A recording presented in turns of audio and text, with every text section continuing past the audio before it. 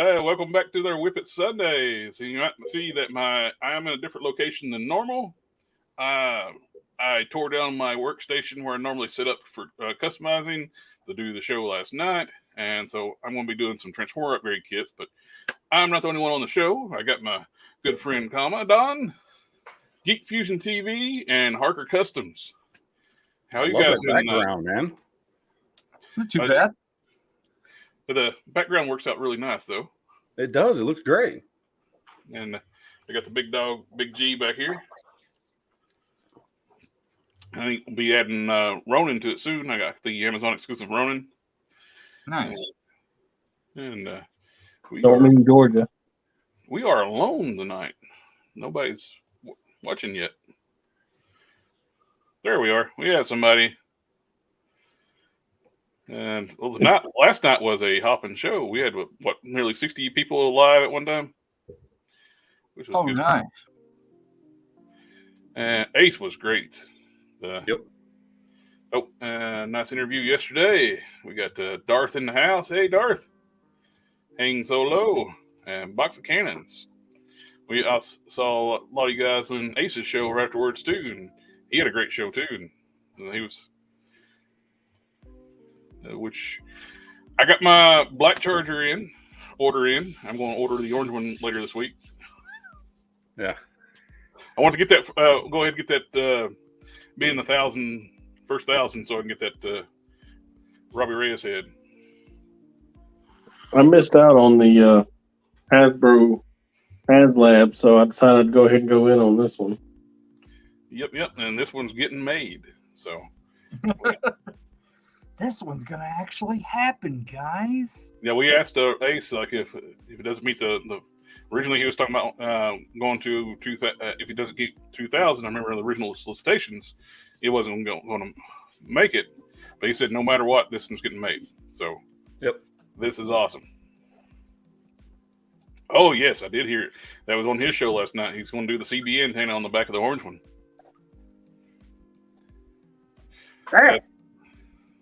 So it's going to be, he's working on making it accurate as can be. So, which I don't know what was going on. Like one guy in like the chat on Ace's show was going, we want spoilers. Like rear spoiler on the cars. Like that car don't have a spoiler. Well, Katniss dies at the end, man. I don't know. Darth Vader is Luke's father. Yep. I got all the spoilers you want. Did you catch the part where Yep, we did. Oh, I already clicked on that. All right. I got a bunch of Transformer upgrade kits and repairs I want to do, and let me turn my camera down and I'll get working. Oh, before I do that, I might as well just show some of the stuff I've gotten here recently. Besides the upgrade kits, I got the Outback, the regular version. Of course, I customized them afterwards. As soon as I took them out of the box, fixed a lot of paint issues, repainted the gear from the Tiger Force, because the gear that comes on the regular Outback is like real light khaki brown. It's like, looks terrible. And I gave him a Valaverse AK because, I don't know, Outback feels like he's an AK guy. Yeah, I think so. I approve. And I got CoverGirl, and I fixed her arms. She's got a notorious problem about her arms popping off, so I'd actually drilled the sockets out a little bit down on the arms, glued in some O-rings. That way, it's something the mushroom pegs actually got something to catch on. So now they actually stay on the figure. Repainted the cleavage area, touched up her face, added some highlights to the hair. Come on, focus. Not on my wonderful background. It's trying to take a look at Galactus back there. Yeah. Let me try this app here. Come on, load.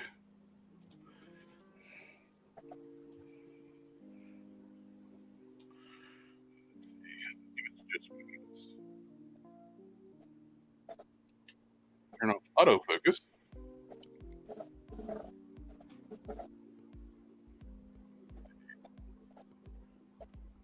There we go. I did some more highlights to her hair, so it gives a little more natural red look. And cleavage, I actually swapped her neck out with a Lady J. I had a trim down around the bottom of the neck, but it's good. Now she can actually look up and down easier. But you guess she got a different inch. Plus, with the bottom, you still get your nice tilt side to side. I did a wash to the pants, then dry brushed a light brown over top of those, then detailed the rim out. So that's all the way. Washed the jacket and washed the boots. Looks good. Standard buy Hasbro figure, fix Hasbro figure. That's pretty much how it goes. Let's see. You need to start like a Fix It Friday where you fix all of the Hasbro stuff. That'd need to be a Fix It Monday through Friday. That's a full-time job. That's full-time content for the channel. I did get my Amazon exclusive Ronan the Accuser. Oh, cool.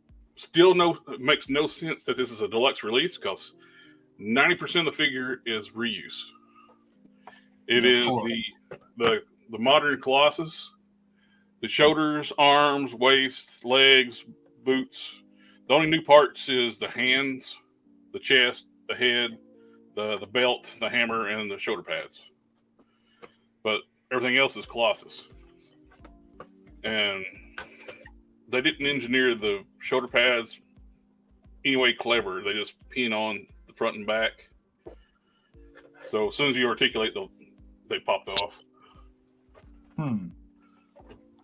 Are we getting a video on that one? Yes, I will do a video on that one before it don't need any fixes, so I'll just do a review on it. Oh, and this is not new, but new to me. Amazon had one in stock since they started doing more Galaxy Force figures. I only just picked up the Galaxy Force Prime, or Cybertron Prime was in the US called it. I'm going to get the upgrade kit for this one too, so I can make them taller and fix a few things. DNA designs. I cashed in some of my Amazon Associate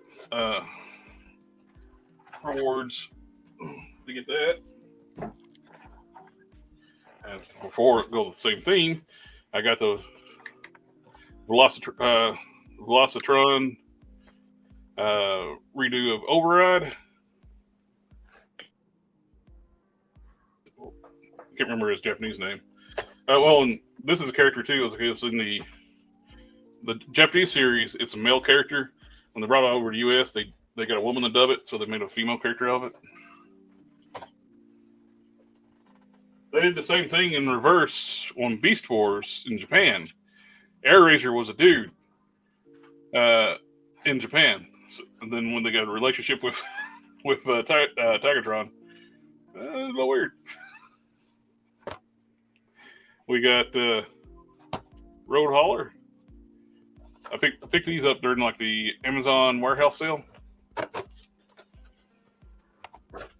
And I got Armada Starscream, since they got the Armada Optimus coming out, which looks fantastic.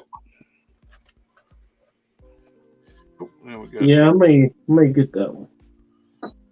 I'm a big Optimus fan, so I try to get all the different versions I can. As you can see, there's a whole roll of Optimus, and that's not all of them. There's more over there, and there, and some over there, and over there. More cowbell. Yes, sir. What else? Oh, here we go. I had to get this one. Being a fan of like the Japanese shows, they did a retool of Cyclonus into Metalhawk. They're in like the Pretender, like I forget the Master Force. Was it? No, Master Force or Victory had the head of the Power Masters. I can't remember. but getting old, my memory's not as good as it used to be. But Metal Hawk was a Pretender, and this is what a Xenon robot looked like. And this is the first time they actually did Metal Hawk for the U.S. market. The original figure is like GPS Nightmare too, so yeah, you don't really see that too often because it crumbles. And two more. I got Needle Nose. And one more Armada character, Hot Shot. That's my haul for right now. Anybody else get anything good this week? I got ship notification on the Mezco Ghost Rider. Oh, sweet. Fairly excited about that. I don't know if you guys are aware, but I like to collect skeletons. What? When did this happen? I don't really talk about it, but it's like pretty much my whole life. Oh, okay. You don't like Iron Man, do you? No, he's like. I tried to name my son Anthony Edward, but my wife wouldn't have none of that shit. I mean, none of it. Oh, Wouldn't even entertain it. Here's something you might like, Matt. By far, this is probably one of the worst third-party figures I've ever bought. Regretted it from day one as soon as I opened the box, but the alt mode is pretty damn cool. It's a IDW style Megatron. Oh, that's cool. The alt, I'm almost tempted just to glue this thing together because it's just. But the alt mode is sweet. Oh, I mean, yeah, it looks cool like that. Yeah. Let's see. I got Python Patrol Bat. Oh, sweet. Got the Retro Destro. I got the Python Patrol Officer. Python Patrol Viper. I got Warduke. Ooh, nice. And I got the new Storm Zangief. Sweet. Pretty good haul overall. Very cool. So I'm caught up on Python Patrol and Tiger Force. Yeah, you got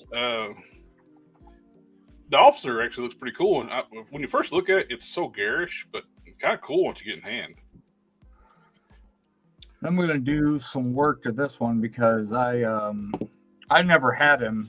I know you like the regular one, but I put a jacket on him so far. I'm probably gonna put some emblems on it.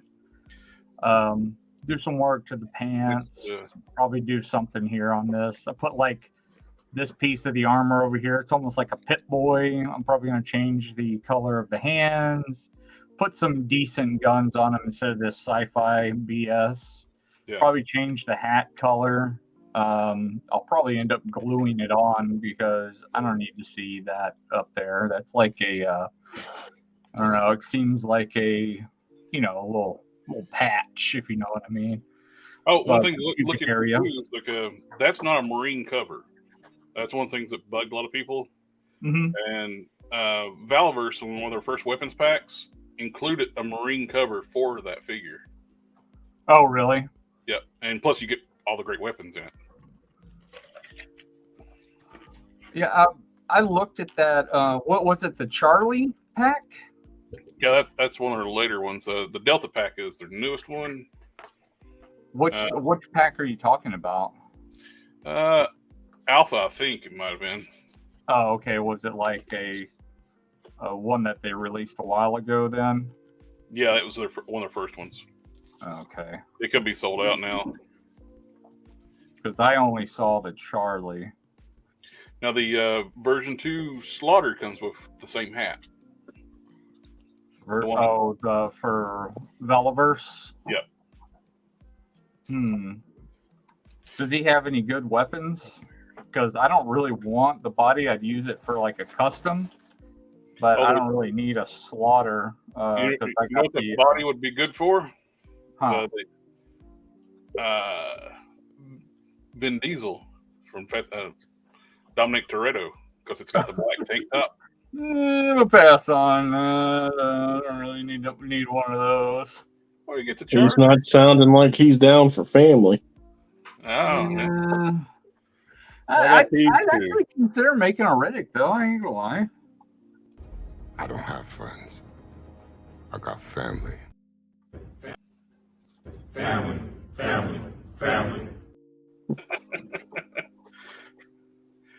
I'm sorry, you was putting up something. Oh no, just I picked these two up. These guys right here. What do you think about those really stylized bodies? I kind of like them. Granted, lack of accessories and no Build-A-Figures. I mean, there's not a lot here for the $25. Yeah. So I don't think, but I mean, that's just entry-level price, right? Like if you're not comfortable paying $25 for anything, then you might as well just stop collecting because there's nothing else out there. But for what they are, they're actually pretty damn good. The Miles is really well done. The texture and sculpt and paint on him is fantastic. He does have an extreme ab crunch where you can do that to him. Yeah, he looks all hunchbacked the other way. But I will say they at least they painted the ab crunch all the way. Oh, so nice. If you do put him in that position, like he's painted all the way. So he can lay on his belly like he's in school and he's had an extreme ab crunch, but the texture and detail on him, I know you can't see on the camera here, is really, really well done. And then this dude is huge. Like he's bigger. That's the one he's that taller than the new Captain America. Wow. He's a big figure, which I dig, and I do like the Spider-Man animated look. I like the last movie. I'm looking forward to the new movie. Home dude got some boomerangs on his forearm. Yeah, he does. They're freaking huge. The cape's really well done. The nice flexible plastic. He doesn't really have any texture on him, but the paint work is nice and crisp. Is the cape glued on, or is it like a pegged on? There's a peg that you can kind of see back up in here where it's pegged onto the back. And I mean, they're very stylized. It is that animated style. Miles is tiny. I mean, if you put these two next to each, like he's a tiny little figure. Certainly, considering he only comes with an extra pair of hands and an extra head, this is not $25 worth of plastic. But they're well done. I mean, I can't complain. The figures are good. I think Hasbro charges too much, but there's like nothing objectively bad about them. So I do like both of them. So I'm kind of, glad with that. I'll be honest. I'm happier with both of these figures than I am with that SH Figure Arts Friendly Neighborhood Spider-Man. Mm. And I just sold that one today. I put it on eBay about 5 hours ago, and about 3 hours ago it sold. There you go. So I'm gonna get my money back out of. I mean, I'll get my money back minus the shipping I paid from Big Bad Toy Store. But yeah, I was real disappointed with that SH Figure Arts, and I like SH Figure Arts stuff. That figure just was not. What good. about it did you not like? The hip and shoulder articulation is atrocious. Not only does it look horrible, it is like the biggest, chunkiest hip articulation I've ever seen on an SH Figure Arts figure. Oh, are you talking about the clunky crotch? Yes. Which if you put it in a vanilla pose, it's ugly. Yeah, which for a character who's supposed to be in a bodysuit, and not only that, I have other Spider-Man SH Figure Arts figures that do not have that big, clunky, chunky hip thing going on. They have all the same articulation. They're just done much better. And then he comes with these big, clunky butterfly joints, but they don't do anything. His arms still don't come past here, even though he's got these huge articulated butterfly joints that break up the sculpt completely. They don't actually do anything. You can't get his arms past directly right here. Like they're gonna put that much articulation in it. Like he should be able to touch his hands or something. They just go straight out. They might as well not be there.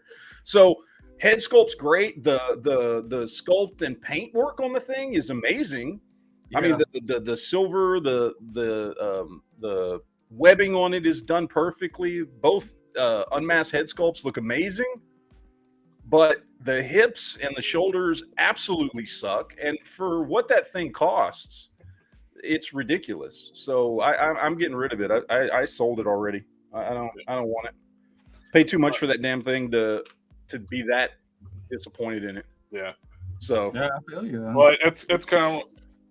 I wish I could have done that with that Megatron that's got the nice alt mode, but yeah, you can't give that thing away anymore. And then the best figure I have opened probably in a long time. I finally opened it. My Cyber Spider-Man. Oh, sweet. Oh. This thing is so it took me 2 months to open this after I bought it. Dude, the sculpt and paint work on this thing is just gorgeous. Oldie like, but a goodie. This may be, in my opinion only, may be the best figure Toy Biz ever made. Like Hasbro, if they would never do that much detail. No, they would never, dude. I mean, and I already did the review, and in the review you can see it. You can't see it on here, but just the detail in the webbing and everything on the shoulder pads, and all the little bits on the electronic bits on the back of the head. Hasbro considers the webbing on the Spider-Man figures a premium option now. Yeah, exactly. And dude, even the sculpt and everything, and the paint on the toes and the ankles is just gorgeous. It's a gorgeous figure, even with ugly ass ball joint hips. It is a beautiful figure. So you can kind of get away with those ball joint hips since it's like a robot. Yeah, it doesn't look as bad on him. Yeah. Sector 813, he got the Mattel Creations Evil Lynn. He said, meh. That was that the one by the when she has the power where she's jacked like China from WWE. Ordered the D20 Studios White Bone Wolf and Gray Bone Wolf from BTS. Those look amazing. They're like the size of from the weekend sale. They're the size of Mythic Legion horses. Yeah, I got one. I absolutely love it. I got the all black one. And he collects 1/10 scale, so out on the Ramen Racer, but it's top shelf. The Ramen Racer looks a little big, so it may work with 1/10 scale. If you look at the headroom, when he had some of those different figures in there, it looked like it would fit 1/10 scale. Yeah. Plus the seat slides back for small figures. Oh wow! I didn't know that. That's cool. Yeah, he's got the seats will actually slide forward and back to allow for different height figures. Yeah, because when he had that, when he had like the Falcon and all that stuff in the back seat, like they were easily 3/4 of an inch from the top. Oh yeah, when they were sitting down. The only thing that will hit the roof when he put that Robbie Reyes Ghost Rider head on it was get the flames to shoot up real high. Yeah, so that was hitting the roof a little bit, but that's a tall figure already. That Ghost Rider. Then plus, I think as long as you've got like let's say DC Multiverse or something, as long as you don't got like a Batman with huge ears or something, they should fit in there. I think a McFarlane practically. I think this would actually it's going to be about this. It's going to be about this size right here, and this is a 1/10 scale vehicle. And I want to make sure we got the black ones coming. So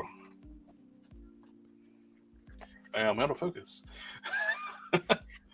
Brian Daly, I got both versions today. Can't wait to get my hands on it. He's saying he's going to shoot for Halloween, maybe if not Halloween, December, which I was expecting December anyway. So focus. You got it on autofocus still, or put it back on autofocus? Let me turn off autofocus. Turn it back on. There it goes. Turn it off and on again. It's IT. You know what IT stands for? What's that? I tried. I didn't know how big Sergeant Slaughter Valorous was. Valorous Slaughter, he is probably about the size of that Captain America figure, somewhere around there. Let's see. Yeah, they're right about the same height.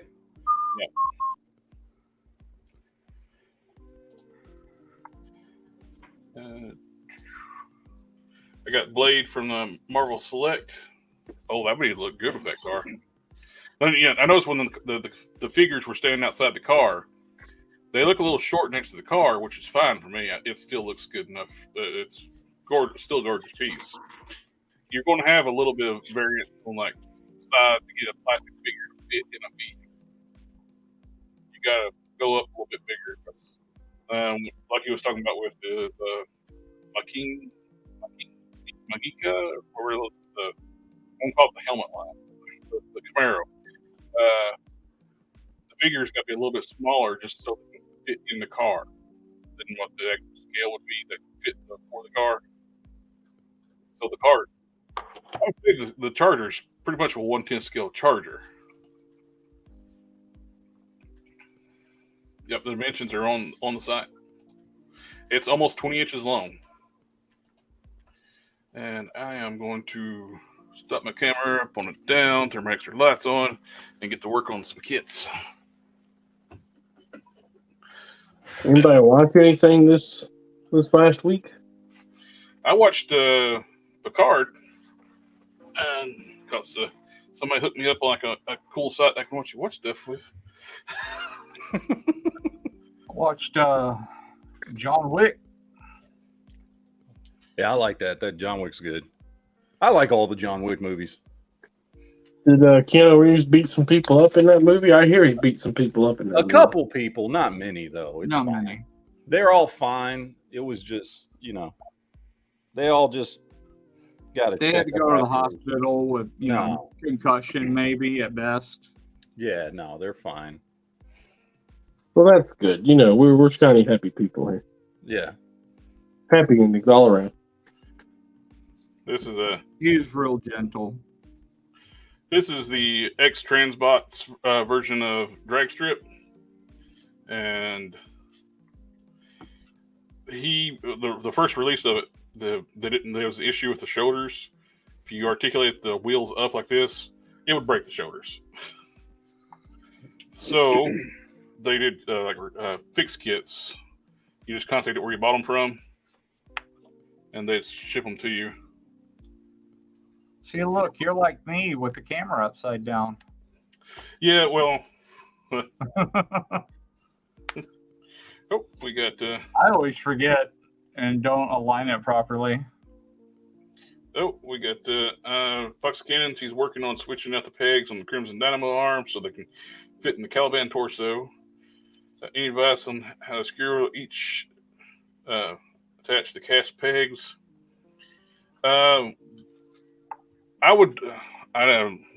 When I've done it before, I actually round it down the original peg to be basically like a straight peg, then drill a straight hole into the cast peg, the peg that's your adapter peg. Then that way you got a nice clean surface. Just insert it, then glue it in with I used to use Loctite super glue, and I was able to do that with the adapting a king shark waist to a Valdis torso, because they're different size pegs. Just make a round peg out of the original post and drill into the replacements. And we can do a little bit of zoom. I watched Luther Fallen Sun. Oh yeah. Yeah. I need to watch that. I haven't watched it yet. Luther is awesome. Yeah, that shit's badass. It's a good movie. Yeah. It did what it needed to do. I just wish it had a little bit bigger budget near the end. I don't know how I feel about him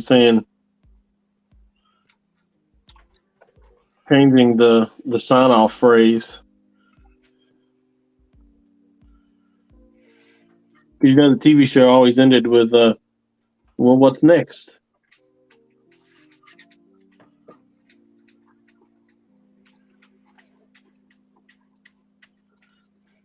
If you remember.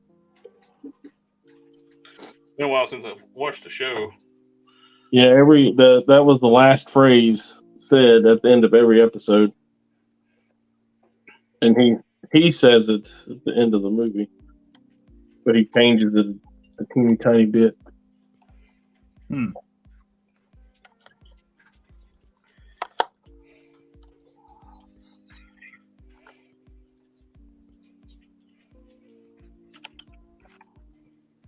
But yeah, 9 out of 10. Highly recommended. Waste your time with it. So, Jared, what do you think? What do you think of Picard? Definitely better than what was before, but it's still not TNG. It's still for a modern audience type thing. Yeah, I think TNG was lightning in a bottle. I don't think you're ever going to get that good again. It's like Ghostbusters. It was in its time. I think it's the best Star Trek thing we've gotten in 20 years. Oh, absolutely. Sector 2813 saw the Mario movie and liked it. Heard good things. Yep. Yeah, that's on my list of stuff I want to go see. The I audio. bought the tickets to Super Mario Brothers. Oh yeah. I go tomorrow to watch it.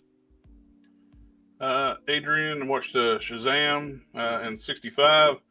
Shazam didn't deserve the poor reception it got. I like Shazam. I think the second one's better than the first one. I thought it was pretty good. I don't know why people are hating on it. Only thing I can think of is like the fact that It's because of James Gunn. he made the movie pointless. It's just because of the stuff with James Gunn. That's all there is to it. He stole the gravitas. It's the same effect that the Rise of Skywalker had against the Solo movie. The Solo movie was actually pretty good. Yeah, I like the Solo movie. It ain't perfect, And but it it was did fun. really, really bad in the theaters because of, people were pissed off at Star Wars.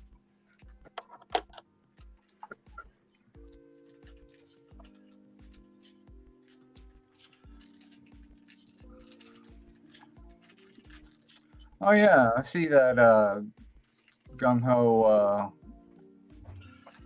hat in that slaughter pack. When you put the green vest on there too, it's actually like a Marvel comic style gung ho. Huh. I saw that Super 7 is still making G.I. Joe figures. Yep. Didn't they just announce a new wave? Yeah, So many people are breaking those figures already. The pegs are just shearing straight off. Now look, if Hasbro's making a better product than you need to reevaluate some fucking shit. What's sad is people are heating them up to try to make sure that they don't break when they articulate, but that's actually making it worse. Like when you heat it up, it just makes the plastic so malleable that it just bends right off. So you're better off not heating them up. When I tried to pull the head off of Captain Dead Star, it pulled the peg and everything out of the neck. I had to re-glue the torso back together with the neck peg in the spot. Oh, and you should not heat Super 7 plastic because it's cheap plastic. It will distort the hard plastic. I learned that lesson. What?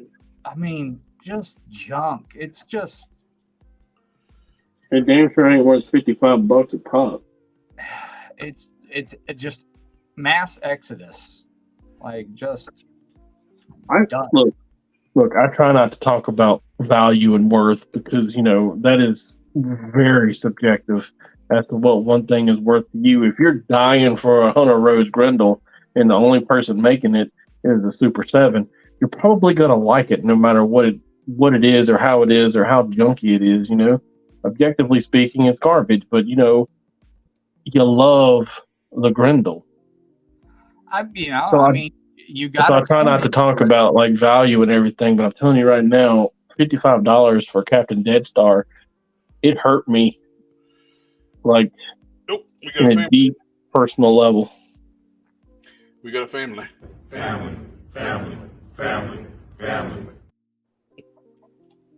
It hurt me that I will never buy another Super 7 figure. Hello, SDA.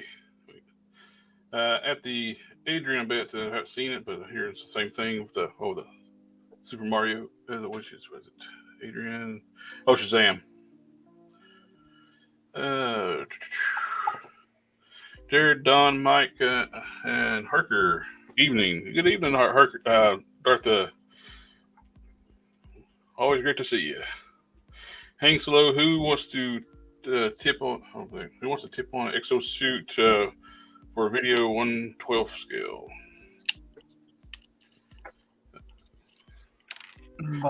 Is that like what you were talking about? The Dollar General is carrying like those ones you can modify to a 1/12 scale exosuit.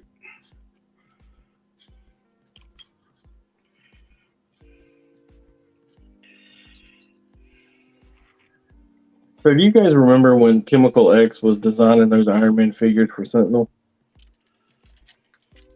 I do not. They were 7-inch scale and amazing looking, just flat out fucking some of the best looking Iron Man toys you'll ever see in your life.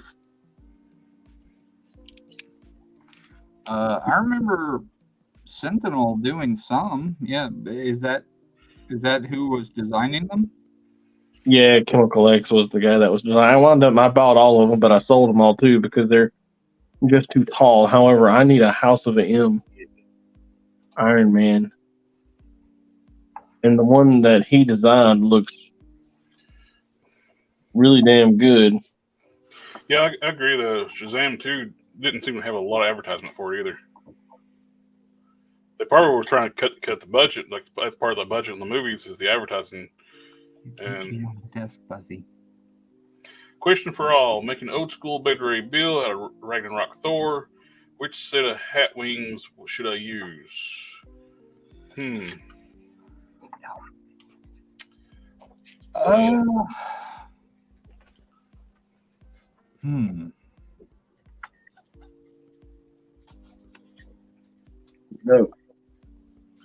Well, if you can get a hold of a Toy Biz one, that'd be. Yeah, I mean, use some of the parts off it. Really, the Toy Biz one is when you can get a lot of good parts off it. You can actually use the lower legs from the Toy Biz. I was able to make a hybrid Beta Ray Bill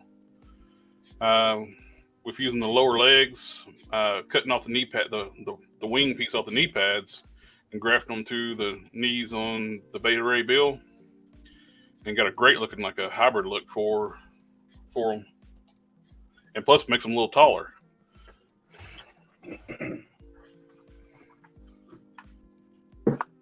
Hangs low. They were just pissed around the head of Ryan Johnson. What?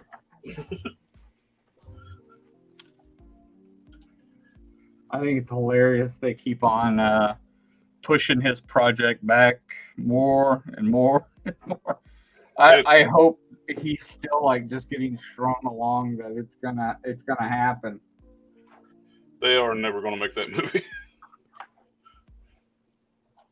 He's supposed to get a full trilogy. I hope he just gets strung along constantly and keeps pushing back his other projects.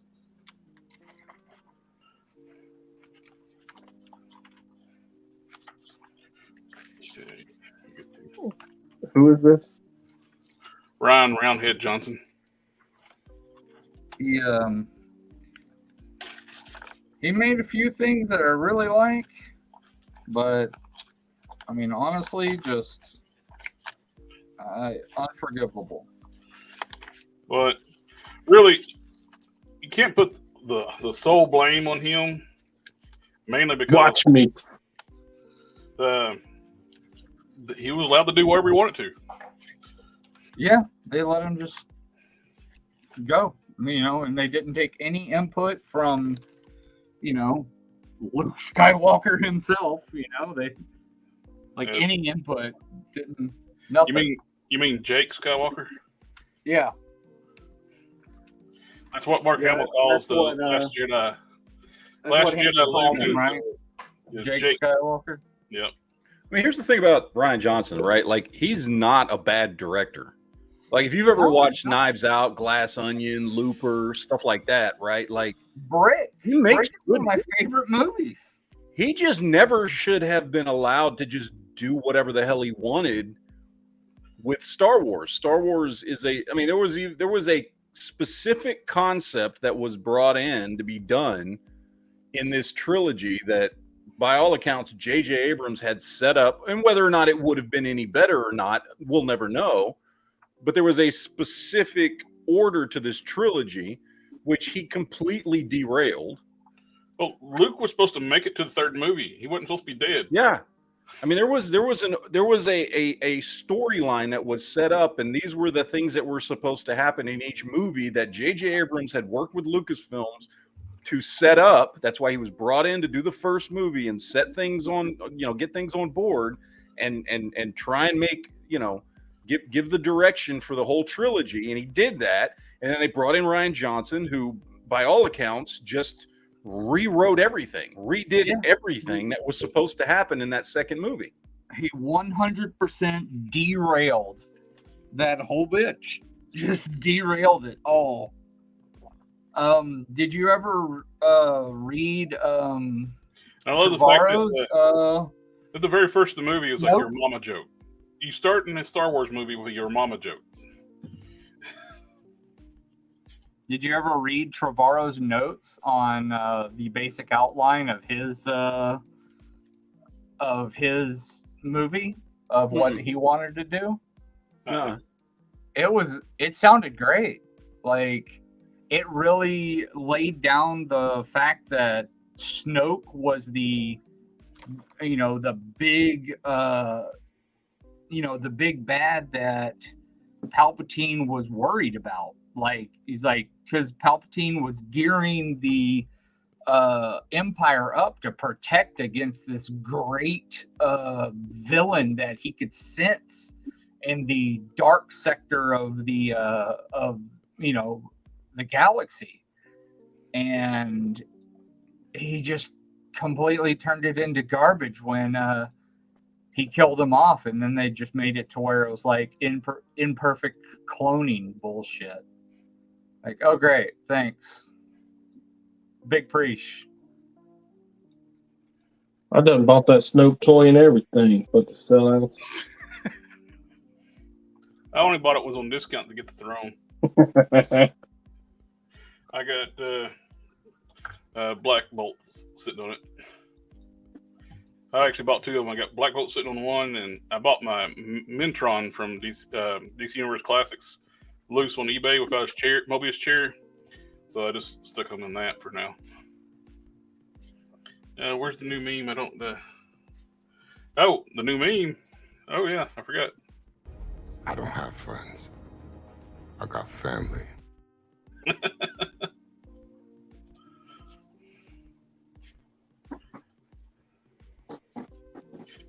And RJ's SDSW got canned by Tiger. Instead, we're getting a new movie featuring Rey again. Yeah, they're pushing the sequel trilogy is still being canon. Yeah, I still like Rey. I mean, I know that's controversial, but I still like her. Rey initially was not a bad character. I still like the first movie. I think The Force Awakens is a decent Star Wars movie. The problem is they completely raped the best character in that series in the last two movies, which was Finn. Finn should have been the hero. Finn was originally written in J.J. Abrams' original outline to be the true hero. He is the ex-stormtrooper who ends up, being the one to save everyone, including Rey. even with her Force abilities, Finn was supposed to be the true hero. And they just completely threw his character away in the second movie, and he did almost nothing in the third movie. Yeah. And like, he should have been the main character. He was in the first movie, he was It's the first presented character as we the saw main in character. the very first trailer. He's the first character we see. Yes. Because of what Rian Johnson did in the second movie, his character was completely irrelevant in the second movie. They made him a complete joke too. Yeah. They turned him into slapstick comedy. He just became the guy pining after the main girl. That's all he became. He was just there. And they just completely screwed his character over. He was by far the best character in the trilogy. I love Oscar Isaac, but Poe Dameron kind of sucked. I mean, Ray was fine in the first movie Poe to be, the Han Solo of the sequel, which that would have worked. And by all accounts, that's what J.J. Abrams had in store for him. But the first movie was presenting these characters and giving us kind of a retro, A New Hope kind of feel. Nobody argues that it was basically A New Hope redone, right? And introducing these characters. And then we were supposed to expand on those characters in the second movie to discover who these characters are, where we would have gotten a more Han Solo vibe from Poe. We would have gotten the vibe that Finn is the real hero of the story, all that. And Rian Johnson threw all that out the window and turned Poe into an idiot and Finn into a nobody, and then focused everything on Rey, which it shouldn't have been, because while she was a good character, she wasn't a great character, but she would have been good enough for the way the story was originally written. And they completely trashed the entire story. Oh yeah. Trevorrow's setup was good, was really, really good. And they just completely railroaded him because he got into it with Kathleen Kennedy. Yep. She came in and wanted to add in all this woke stuff, and he was like, no, no, I don't want any of that in the movie at all. Like, this is a Star Wars movie. I don't want any of that in here. Like, it has no place. This is we're doing all fan service. Like, we're just focusing on the fans. We're making and the perfect example of that is at the beginning of the movie. We completely kill one of, just almost off screen. Not actually, it is off screen. We kill one of the heroes of the rebellion, Admiral Akbar. When there was a storyline in the movie about how an admiral figures out how to take this huge ship out, and they went, you know what, fuck Admiral Akbar, let's just make this new character nobody gives a shit about be the one that figures this out. It's like, what, you just threw this character away who's got deep ties to Star Wars lore. In like the first 15 minutes of the movie, he basically dies off screen, and yet you had written a storyline for specifically a heroic admiral to do something heroic. Like, it was an insult to Star Wars. And an admiral in the evening gown. Yeah. Oh, and we got some family in the house. My sister's Happy Easter. Family.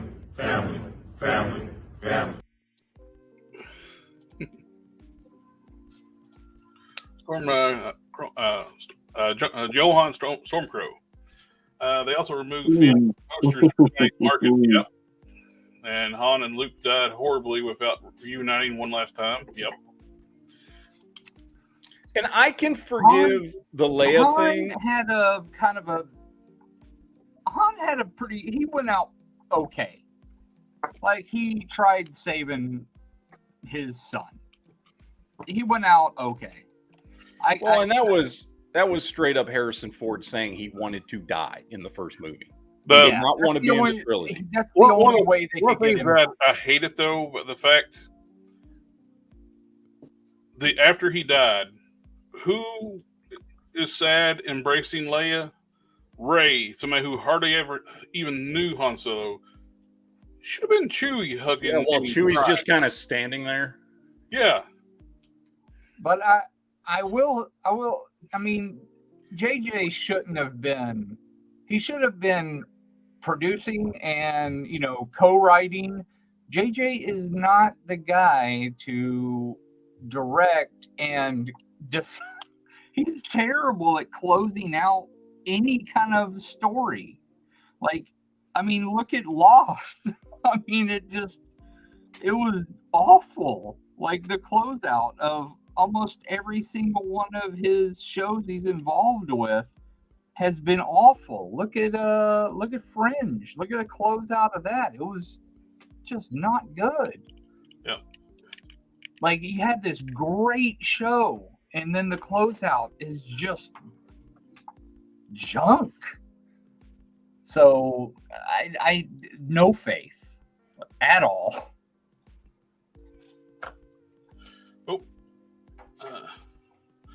It was a trap. It definitely was a trap. A big old trap. Phasma looked cool, but she got Boba Fetted. It's like, Yeah, she got whacked. Like Phasma was awesome. Yeah, and especially because in the first movie they set her to be up as some sort of significant threat, and then again, he threw out every good element in the second movie. He ruined every character, and I know they brought because it obviously went to complete crap, and they tried to bring J.J. Abrams in the third movie to finish it off and try and fix all the problems. The problem was you can't do that because he threw out too much. He ruined too much in the second movie.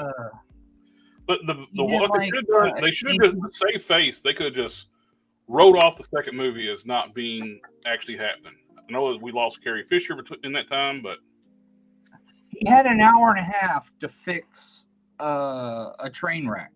Yeah. I mean, there's only so much you can do. And I've given him credit. I think he did probably as good as somebody would have been able to do. Yeah, it's not a good movie, but it's certainly better than if Rian Johnson had finished that trilogy. Yeah. I mean, I enjoyed the fight scene at the end with Kylo Ren, and I actually like the best part of that movie was actually getting Kylo Ren as a character you liked. Because you did. By the end of that movie, I actually liked Kylo Ren. Granted, the rest of the movie sucked. As the big bad would have been him as the true villain. Him as the true villain all the way through completely, and making Rey have a really hard time killing him would have been awesome. Would have been super emotional, hard to do. A huge hurdle for her to do instead of him, getting turned. Would have been awesome. And I think the idea was always to have him get turned. The idea was that he was never gonna, he was always going to. I had saw some stuff from J.J. Abrams' original outline, and in addition to, Luke was supposed to still be around in the third movie to help Rey turn him around. In the end, of course, it was going to be to fight Snoke, not the Emperor. But they killed off Snoke in a second movie, so they all went to trash. But was it the 9th movie, the last movie in Star Wars? Yeah, best cinematography I've ever seen in my life. Pause that movie at any point in time, and it's art worthy of a wallpaper. It's a beautiful movie. It's beautiful. The same thing I say about Avatar. It's a gorgeous movie. It's trash, but it's a gorgeous movie.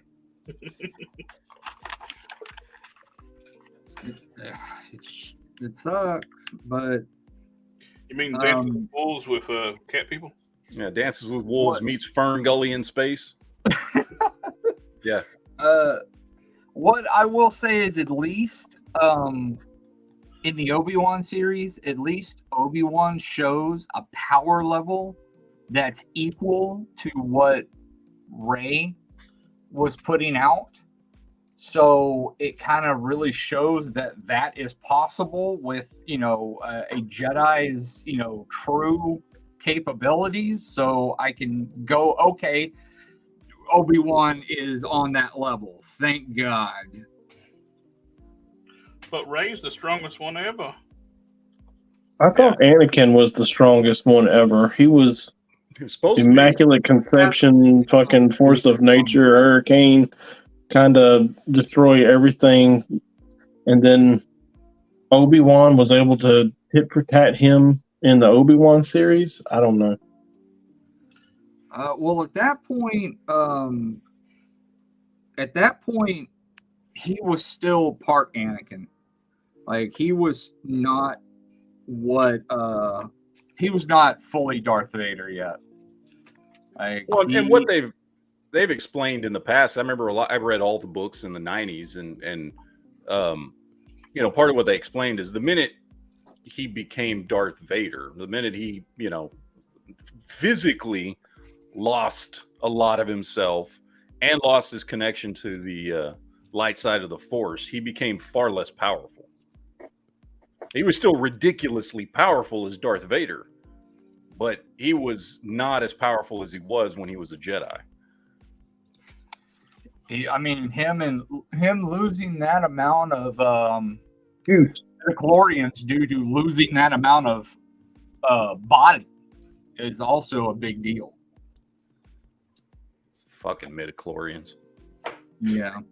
I still hate that they brought that in. They made that a thing, but honestly, it's not the worst thing that's happened to Star Wars. It's annoying. But No, that's Jar Jar Binks. No, you know what's annoying about Jar Jar Binks? Everything. What pisses me off to this day is that George Lucas didn't have the balls to finish his original plan for Jar Jar Binks. Damn right. That Jar Jar was supposed to be Plagueis. It explained everything that happened in the first movie about how he conveniently was there. He's from the same planet that Palpatine is, that he just accidentally helps them win, that he accidentally was just the one that helped get Palpatine as the leader of the Senate, that he accidentally was the deciding vote to help Palpatine take over in the third. Like, everybody hated on Jar Jar so much that he was afraid to do it, when it would have been the perfect payoff for Jar Jar to find out he was Darth Plagueis. Everything would have made There's a reason why Jar Jar wouldn't have been as annoying of a character. And there was a reason why all the Gungans were terrified of him. Yeah. And they were like, "Oh, me's a clumsy. That's why they're all running away from me." Yeah. The reason he was banished and all this stuff, like, they set up in that first movie that he was supposed to be Darth Plagueis. And if that would have paid off and they would have just followed that story, nobody today would be saying Jar Jar was an annoying character, because there would have been a payoff for his character and we would have all understood what was going on. Just like it would have made sense. Just like Yoda. It was a bumbling idiot, and everybody, of course, at the beginning was like, "Oh, why? This guy is fucking annoying." And then you find out he's, a little bit in, and you're like, "Oh, he's the super badass Jedi Master. Oh, he's super cool."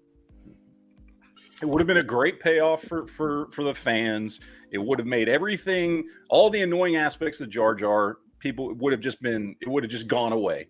And to this day, Jar Jar would be a beloved character. Revealed it at the end of that first movie, because he was supposed to be the Phantom Menace. Yeah. And that's why the shit made sense. Yep. That it was the Phantom Menace. The tragedy of Darth Plagueis.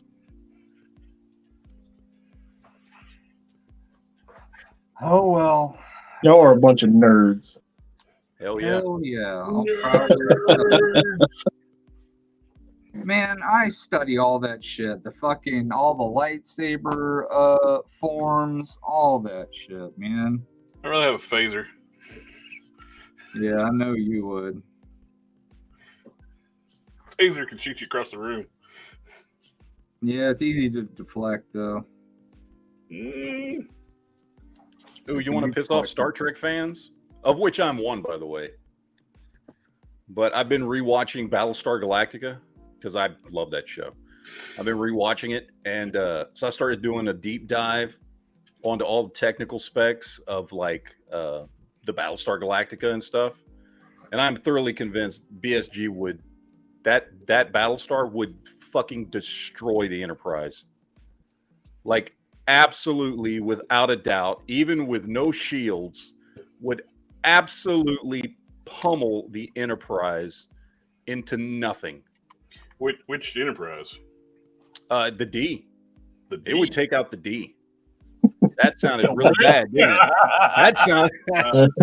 All right. That's another dick hinge moment. Yeah. Yeah. But yeah, it absolutely would. 100%. The only thing that the Enterprise has on it is transporter technology, and it is a faster ship at sublight speeds.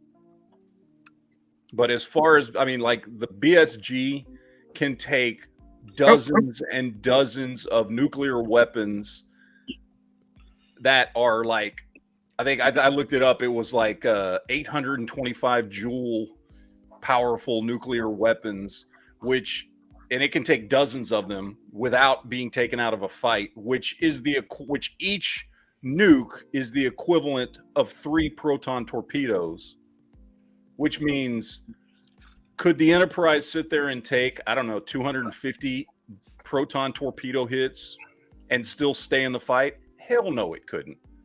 What about quantum torpedoes? Quantum torpedoes are much, much more powerful. I think they're like 15 times more powerful than a standard proton torpedo or something like that. But then the question becomes, how many quantum torpedoes could the Enterprise take a direct hit from before it just was? The Galaxy was not designed to be a warship. No. Not until yet it was still the most powerful Enterprise that had ever been at that point. Oh yeah. And that's the thing. The Battlestar Galactica was designed to be not just a warship, but to sit there and take a pummeling and stay in the battle. It's a carrier. It's basically like a destroyer / aircraft carrier type.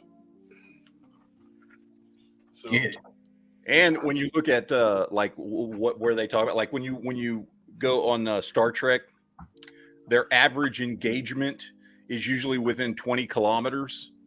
That's usually where they engage targets and things like that, even though they can engage targets from much farther away, like if they're in orbit of a planet or something. But with BSG, they can sit there while moving, engaging moving targets up to 300 kilometers away in space. Of course, with pinpoint accuracy with cannons and nukes. Of course, when they talk about like the original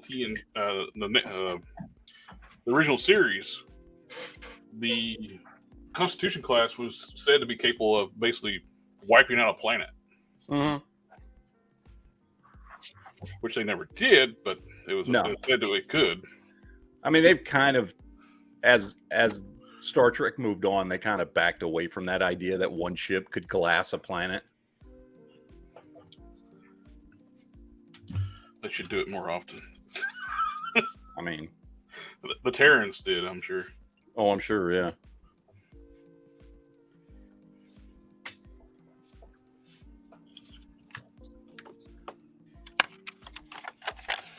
I can move on to the lot less finickier kit. So I was doing a repair on that X-Transbot drag strip. The parts are so delicate on that thing.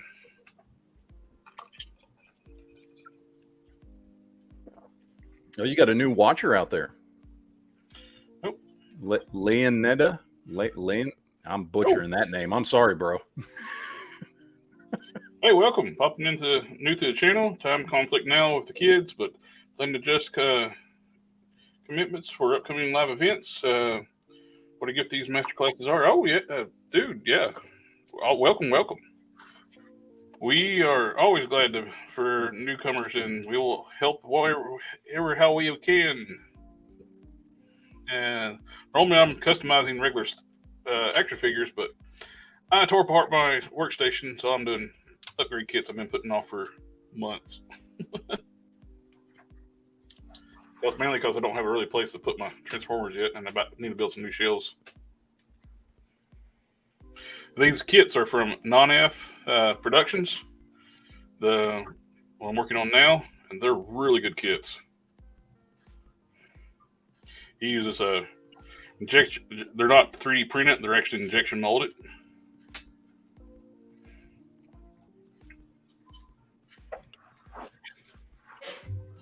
And welcome. We'll have another customizing live stream Thursday, and we're always here on Sundays. And Thursday, I should have my regular station back together.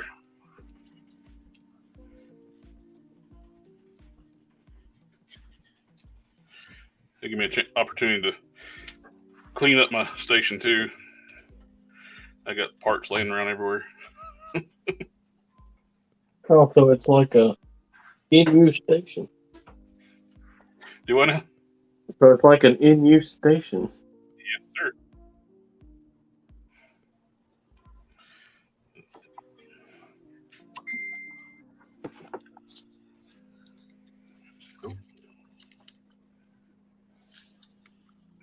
Being further done.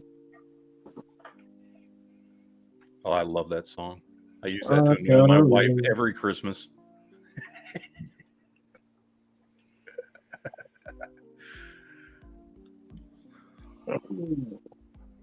Oh, Jared, I got that Spider-Man boxed up. Oh, cool. So, and I put a return label in there and everything. So. Oh, you didn't have to do that. That's fine. I'll have my wife drop it off tomorrow because I got to drop off this SH Figuarts Spider-Man anyway.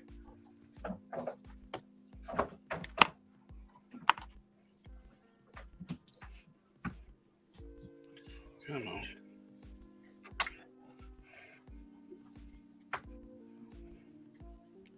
You ever had seller's remorse? Not cool.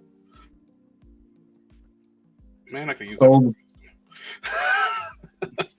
I really think, man, my Goblin Slayer, my Figma Goblin Slayer.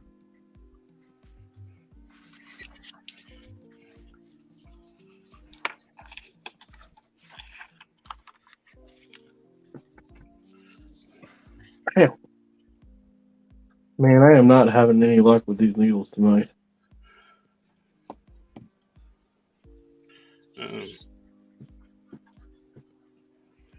I was sewing and had one in the fabric, and the machine pushed the needle into my thumb.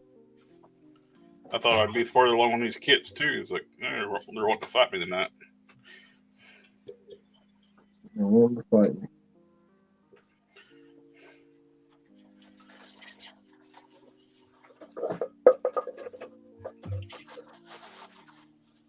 I'm gonna grab me a file and file down some of these pegs.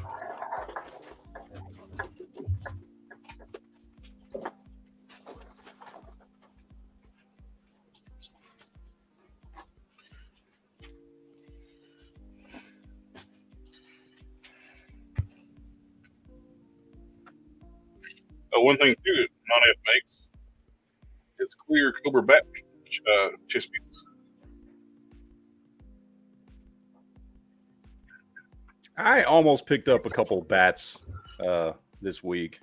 Went to one of my local shops and they had some in stock. I don't know why I didn't. They're awesome. Probably one of the best classified figures made.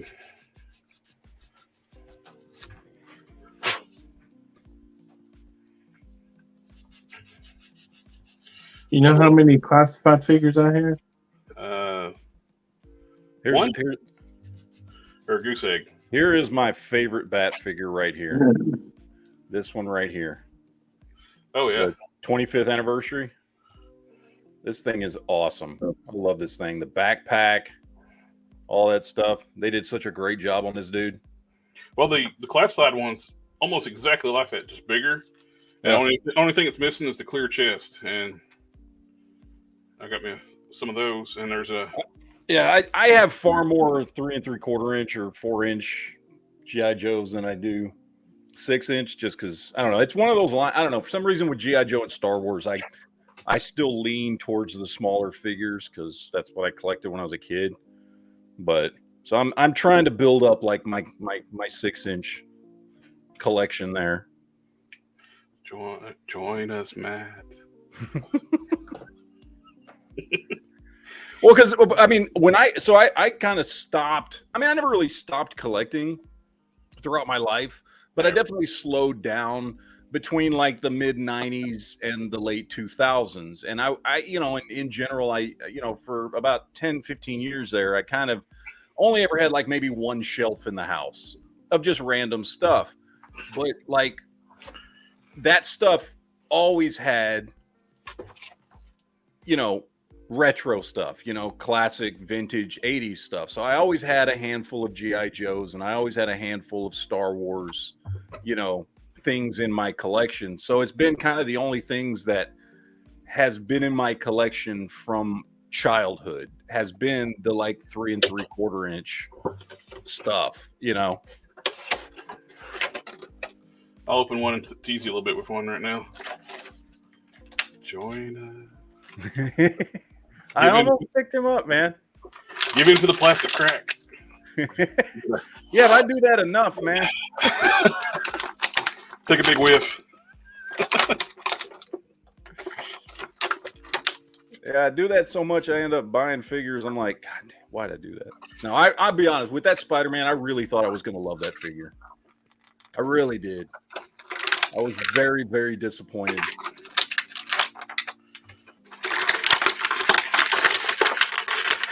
In retrospect, I should have just spent that money on bats. Could have got 4 of them for the price I paid for that one SH Figure Arts. I've been treat building the bats. I think I got 20 of the black ones, and I got 5 of the Python Patrols. Yeah. There's you can get red chest pieces too from. So I'm going to get some red transparent red ones for the Python Patrols. That's the only thing that's really lacking. I don't know why they didn't do a clear chest on these. The black ones, you got this beautiful detail on the chest, then you stick a black cover over it. Yeah. It's like, why? Oh, Name Withheld in the chat has a great question, and I'll explain it to you. He says, why did they never transport torpedoes onto other ships? That's because the transporter would do one of 2 things to a torpedo. Either render it inoperable by the time it rematerialized on the other end, or it would explode during transportation because of the nature of that antimatter fusion that the torpedoes that use as a catalyst for the explosion. You can't transport them. That's why they have done it in the past by creating small portable shields that they attach to the transporter that somehow they say, Star Trek science protects it during transport. It has happened a couple of times, but it's always very, very difficult to do. Yeah. So that's why they don't do it, because it's just too dangerous, because it might explode the minute you try and as soon as you turn the transporter on, it just goes off because it's real. Like that's why they don't transport a warp core when it's going to breach. They eject. Also, you can't teleport anything onto anything that has their shields up, right? Right. As much as people like to say that other fictional like sci-fi series don't have shields, they do. They just don't say shields all the time, like Star Trek. Ray shields. The shields are like you. It's my job. I know how to put the shields up. It's like makes me think of Spaceballs. Who's manning these guns? Asshole, sir. Cross-eyed.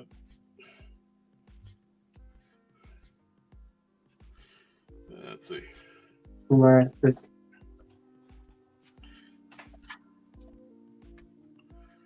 You get all the different hands for.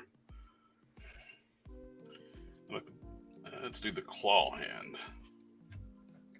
The claw. Jinx. You want me a Coke? The blowtorch attachment looks cool. You pay your dues, Jack? Have you paid your dues?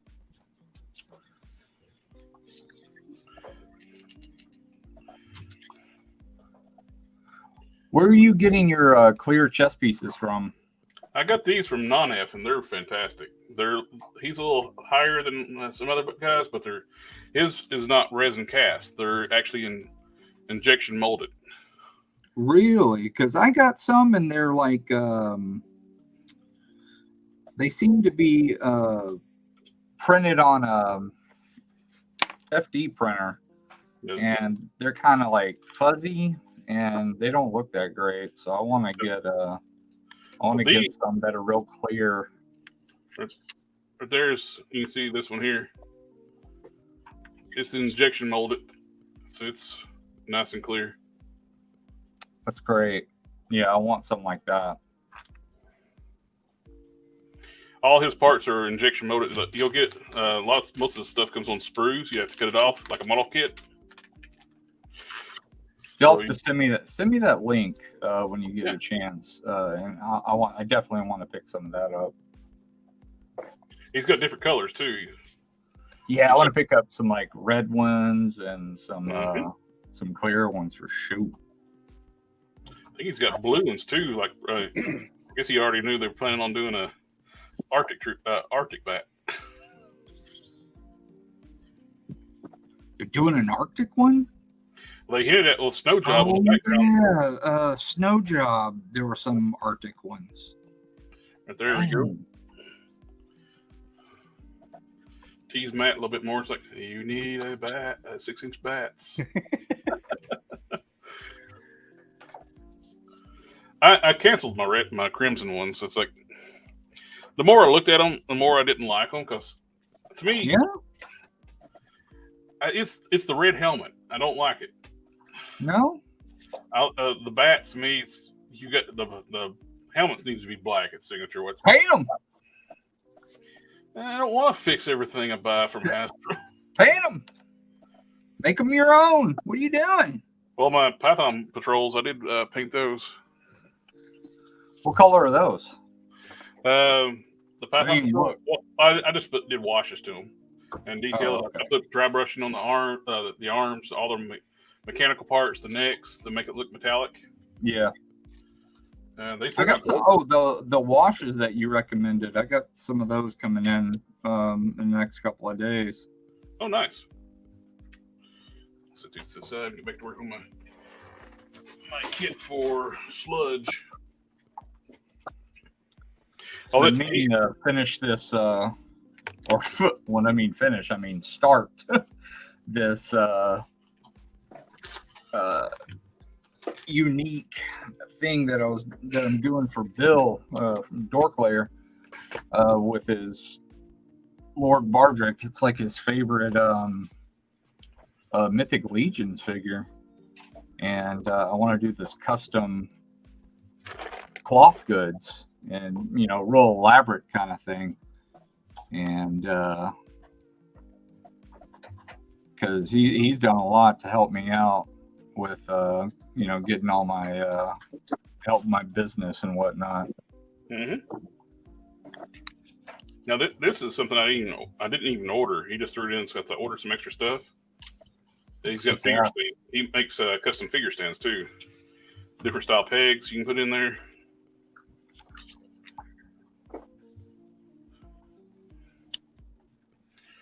So.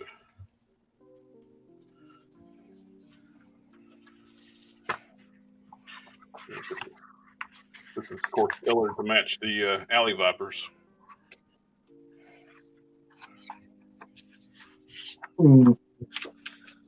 I only picked up one of those. I don't have a whole lot of room. Yeah. So I got to be picky. I started with just one, then GameStop put on sale, and I picked up like 4 more. So the I got a squad of 5. So I can do. Yeah, can't swing that.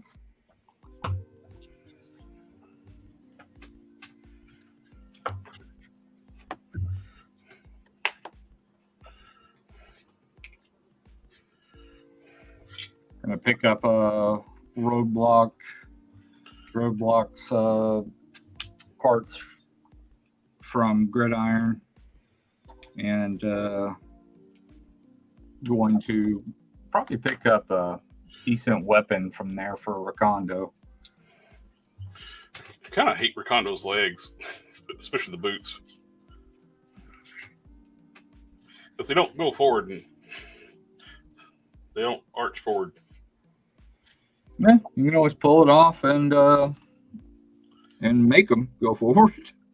Yeah. Well, plus two, they swapped out they changed the peg system. You can't even swap the boots out for other figures in the line. I'm talking about taking out some. Remove some of the material. Mm-hmm. But if you just want to swap the boots, though, you can't even do that because the boots are only fit those legs right now. Helm and Falcon have those same legs. The more I look at Recondo, though, I like those colors better than his regular colors. The tan camo. Mm-hmm. I kind of like the black and standard green camo pants more than his, I guess, original look. What'd you call? I got the Sludge Studio Series.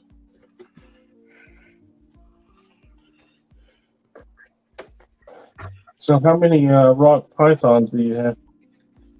Rock pythons. Yeah, those the Build-A-Figures. Oh, only one. Only one. Yep. What the crap? I'll be right back. I'll be right here.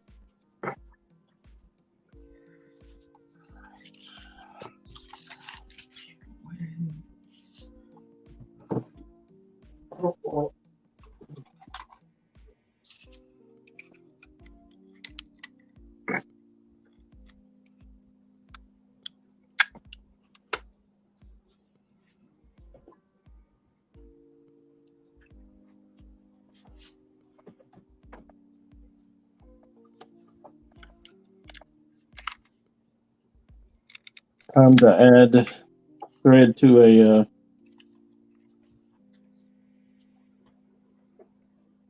bobbin. What's this called? It's bobbin. Yeah.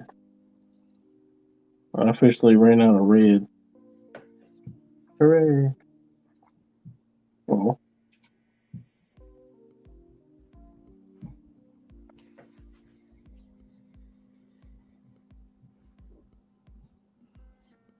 So I haven't really watched anything else. I am going to see Super Mario Brothers on Monday, tomorrow.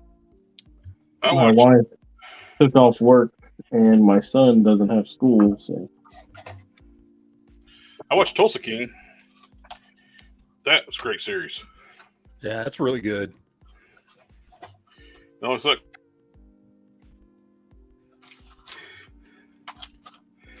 that's the problem when you binge watch something like that and really quick. It's like, damn it, I want more.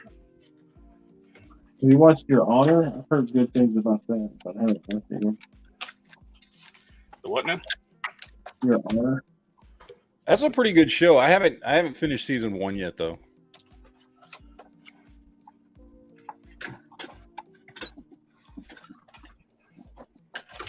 Don't beep at me.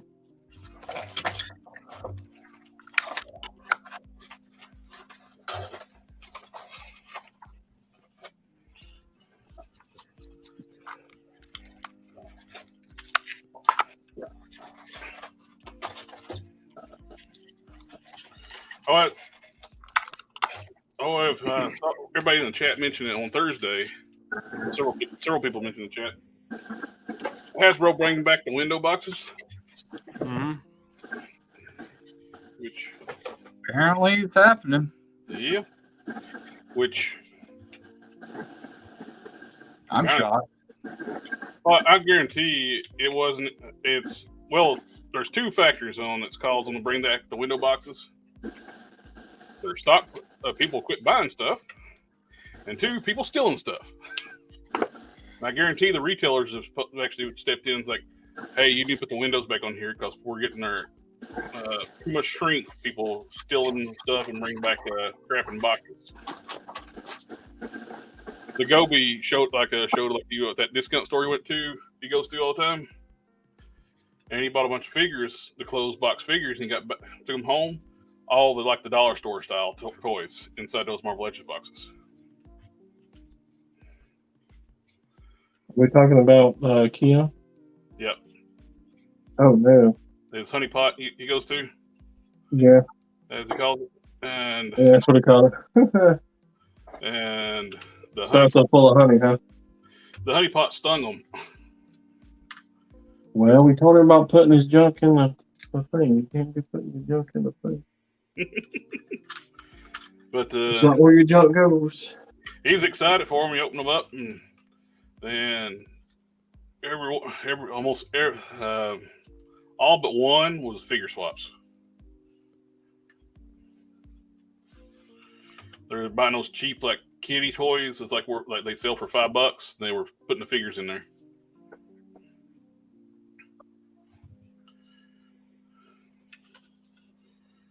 All right. I love the Studio Series Dinobots. I'm a huge Dinobot fan. I get a lot of Dinobots. I got one. Which one you got? I got three. Actually, I got three Grimlocks. I got the mainline Grimlock, that Studio Series 88. I have V1. And I have the Planet X. Which Planet X one? There's two of them. Yeah, the last one, Caucus. Oh yeah, I've been thinking about getting that one. That's like the masterpiece scale one, the big one. Yeah, IDW masterpiece. Yeah, I've been thinking about getting that one. That's one of the few I don't have. He looks exactly like he did in the comic books. I love the fact. Exactly. I love the fact they actually gave him optional black hands. It was a mistake when they gave him red hands in the comics. The colors confused him with Slag. And wasn't until after the book was published. You'd think an editor would catch that, but wasn't until after the book was published. It's like, hey, you gave him the wrong colored hands. They stuck with it for a while. I'm not an idiot.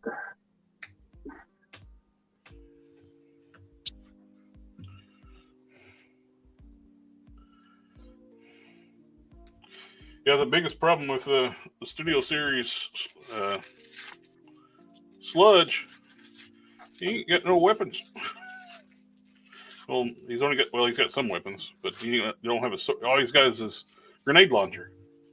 You don't have his gun. You don't have a sword. So this kit fixes that. Here's the rocket launcher. Don't even have the rocket. It's got the hole for the rocket. Optimus Prime always gets that energy act. Yeah. Least they could do is give him his pow-pows. Well, you think though, if they're going to pick one weapon to give him his regular gun, not the rocket launcher, without a rocket.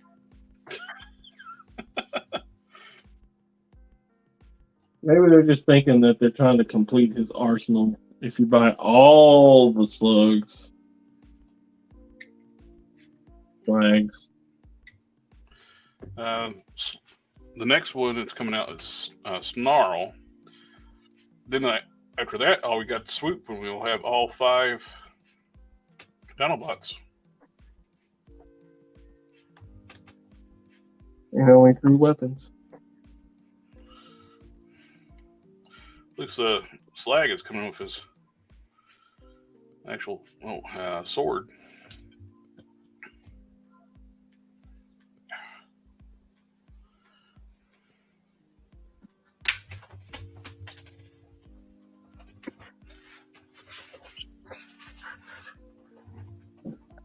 Oh.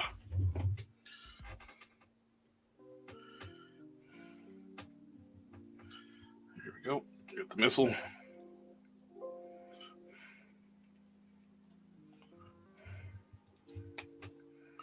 There, complete the look.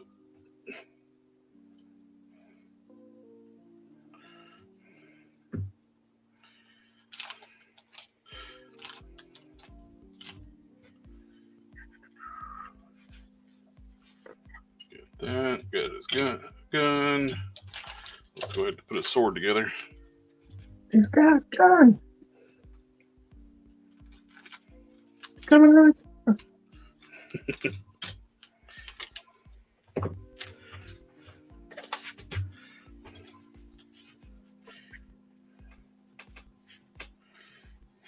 I guess it doesn't really matter. I could punch through it, right? Yeah. I hope it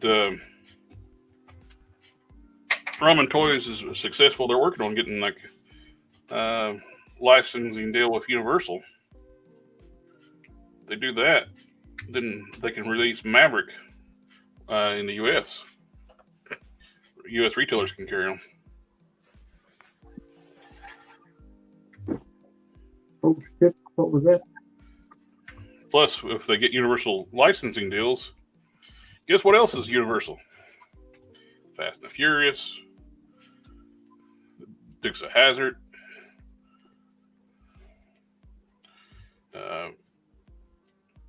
So that's several versions of what they're doing is run by Universal. Knight Rider is Universal. I would buy a Knight Rider in a heartbeat.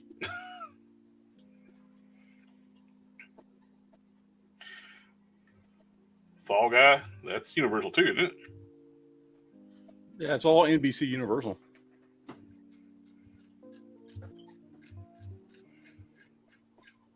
I know it's so obscure. I know it's slim chance of nothing ever happening. But I'd love a season 1 Hardcastle McCormick Coyote. Oh yeah, that'd be cool.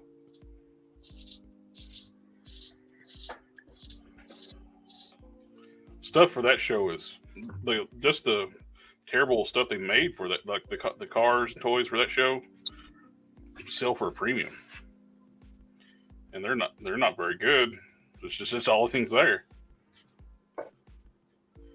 It kills me that these diecast companies, they ignore Hardcastle McCormick anymore. If you go look for like a 1/64 scale like Coyote, you're paying $50 to $100 for it on the card. That's Hot Wheels, right? Do what now? 1/64. That's Hot Wheels, right? Some of them. Hot Wheels scale varies widely. Like ILM2, Greenlight, all their stuff is true 1/64 scale, so it's all in scale with one another. Hot Wheels is one of those things called 1/64, but nothing is hardly ever 1/64. It's all over the place.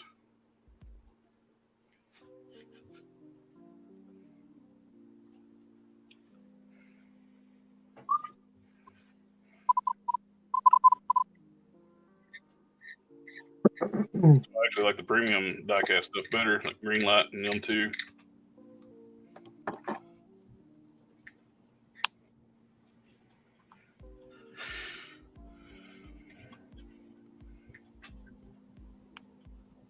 The Hulk Smash is doing the family stuff tonight. Oh, no. Oh, I just said the word, didn't I? family stuff, huh? Family.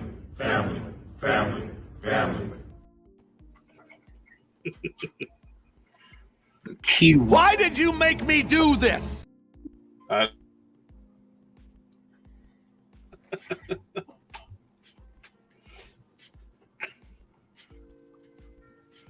Good tip. Good tip.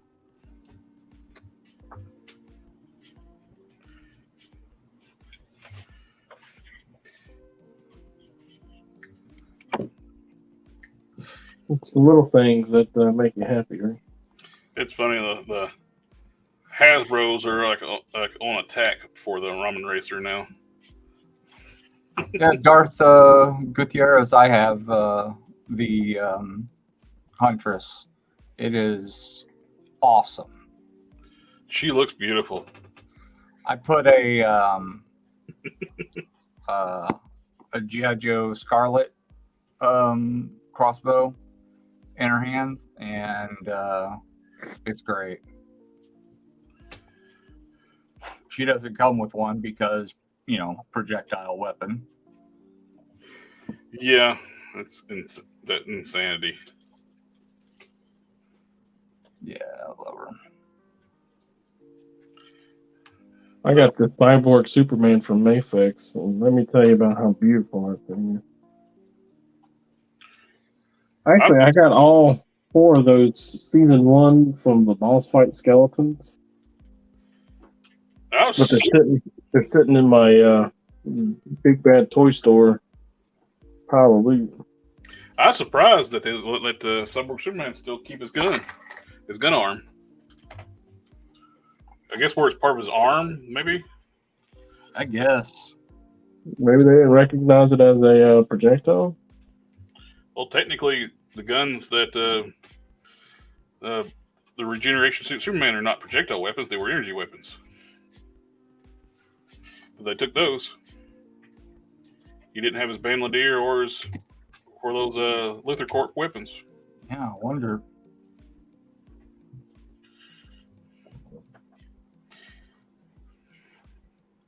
Maybe they're just sneaky.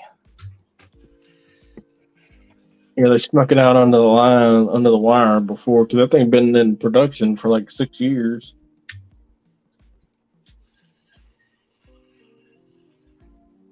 I'm looking forward to Steel. The unannounced Superboy. Yeah, just think about the Eradicator in that line. Eradicator 2026. I'm not even kidding. Oh yeah, it's gonna be a while. No wires, but oh, beautiful.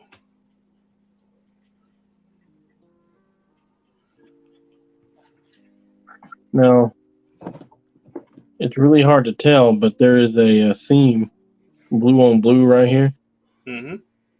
and it's not on this side. So, which one's front? Which one's back? I'll let the seam be inside. Yeah, because it's hard to see, but if it's on the inside, then if you're looking at the figure straight on, you're gonna see it constantly. Yeah. But if you put it on the outside, it'll be on the outside. But like I said, it's not, the color matching on that thread is almost perfect. Yeah, I'll end up putting the seam on the inside because his body is so bulky. It'll hide it. And I gotta wire it times a lot. And we're gonna make the wire connection here at the bottom.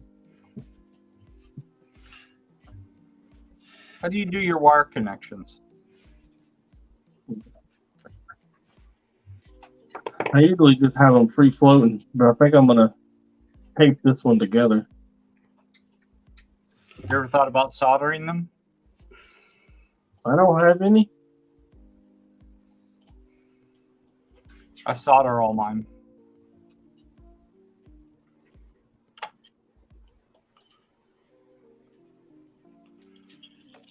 It's one of my little secrets, one of my little tactics. It makes mine so good.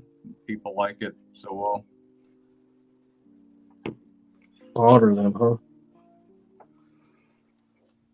Yep, just got to be real careful not to burn the cape.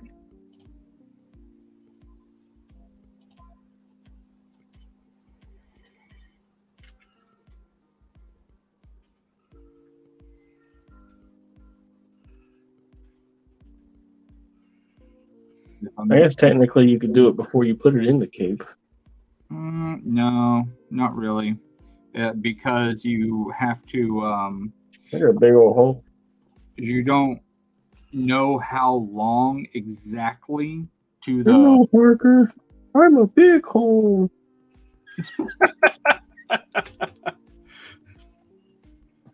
You don't know exactly how big the wire's got to be. So soldering it ahead of time isn't very easy. I've tried that before. It's kind of shifty.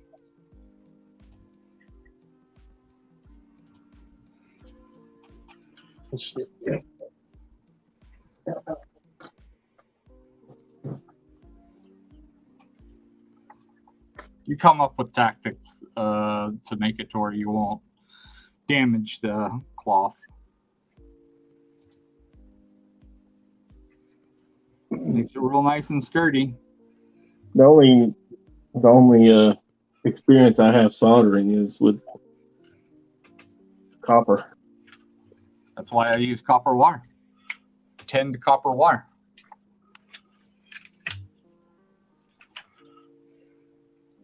The same principle? Yeah. This is tinned copper wire. It's more durable. You could sit there and crank on it, for 10, 15 times in the same exact little spot before it decides to give up. Pop the original feet off. This kit gives them new feet, and actually in dinosaur mode, it actually feels like there's a big hollow chest cavity in dinosaur mode, and the new feet help have that too. Plus, it gives them ankle pivots. Don't I have to remake another one? Didn't I botch one of the other capes? Primeval? Oh, the gray one? Yeah. Okay. Yeah, because it's too small, right? Yeah, it's too small. We'll have to change the design too, like the where you get it like wired up to wires in the back. It needs to go over the shoulders like that one that we begin with. I am installing a non-F upgrade kit for sludge. And did I just put away some parts that I need? I think I did.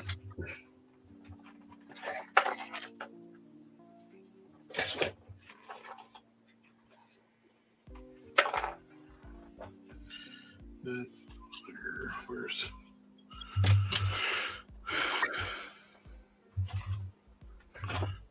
crud.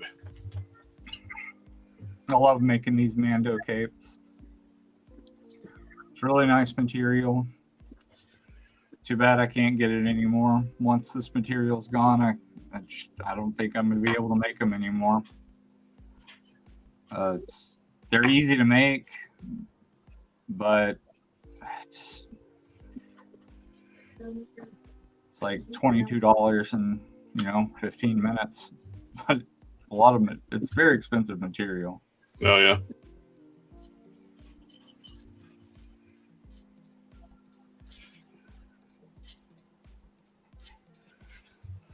Yep. Once this kind of material, I mean, they never really remake material like this.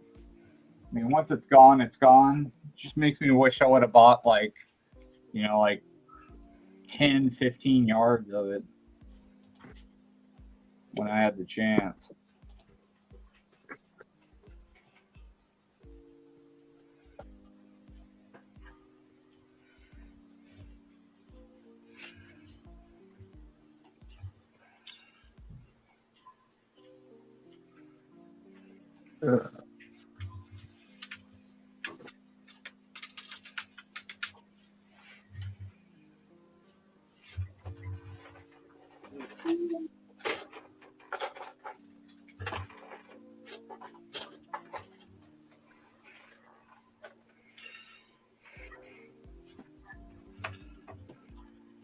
Oh, what time is it getting to be? It is 10:45. That's not bad, but I did have to wake up at 4 o'clock this morning. Oh God.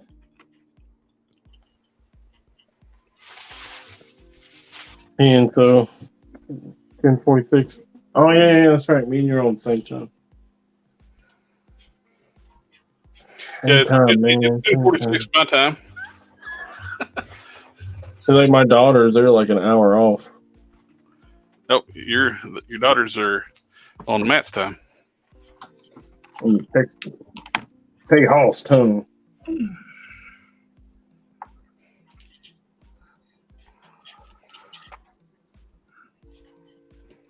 All right.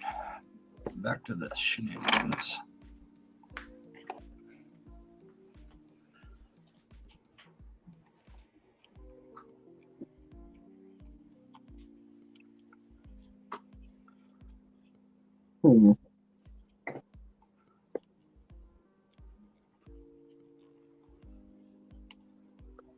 Get out of there.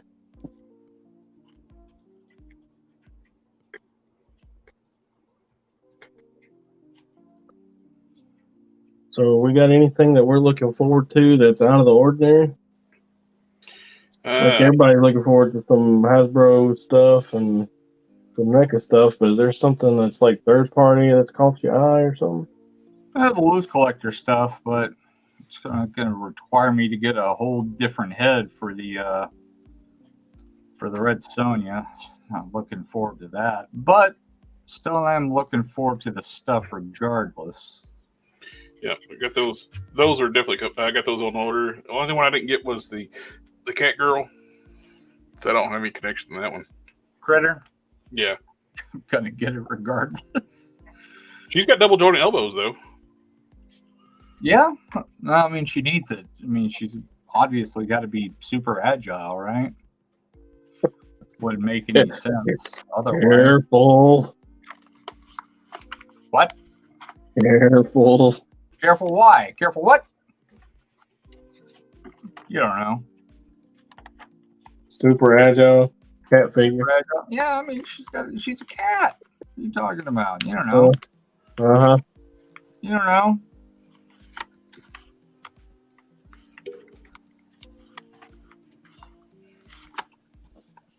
I know how you like your furries. Uh-huh. I know your secrets. I know your tricks. You don't know. I saw a meme there's a person identifies as a furry. Hunters accept those terms. We'll do this without the shoulder pads. Have anybody watch Flash Gets? Watch what? Flashlights? Flash Gets. Oh, It's completely different thing. Flash Gets? What is Yeah, that? man, I ain't never heard of that shit. You They know do like all about it. They do like a comedy style, like animations, and they've been like a series, like a Warhammer versus furries.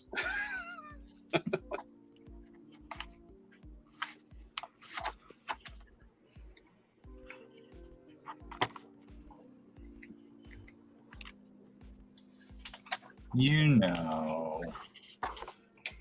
Trying to say you don't know. You know.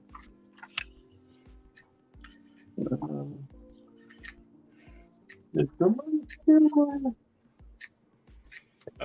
one video they call it racist Mario, where he hates all the other video games, so like in Mario characters in Mario Kart. He goes around like killing them all, then Kratos shows up. Pretend you are all pretendos. I don't know. In the Mario universe, if Mario gets the invincibility star, I don't know if Kratos could even hang. Oh, Kratos is taking down some pretty big fish. we're talking about in Mario's world. Oh no, man. Well, that's all he ever does is go to their world to kill them. That's his thing. Hell, he's currently in the Aesir universe, killing all them. Pretendos.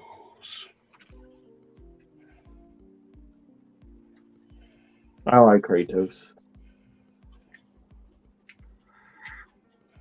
But if I'm honest, only the last 2 games.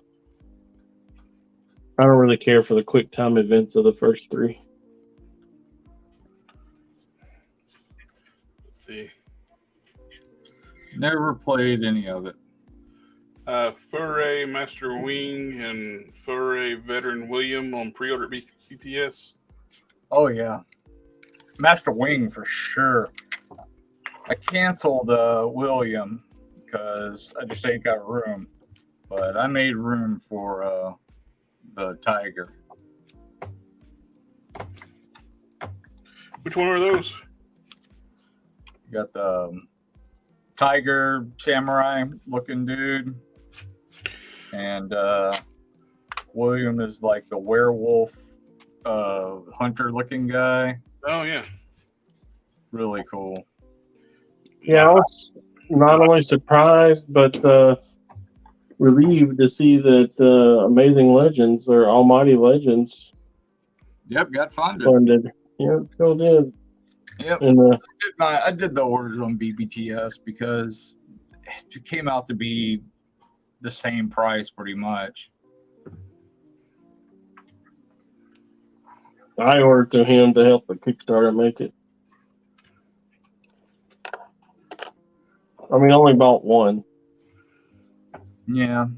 I ordered 2 figures on Savage Crucible, but when I went to when I got sent the survey of the figures, it showed my pledge of 82, but it only offered the shipping of one of them. So I don't know what's going on with that.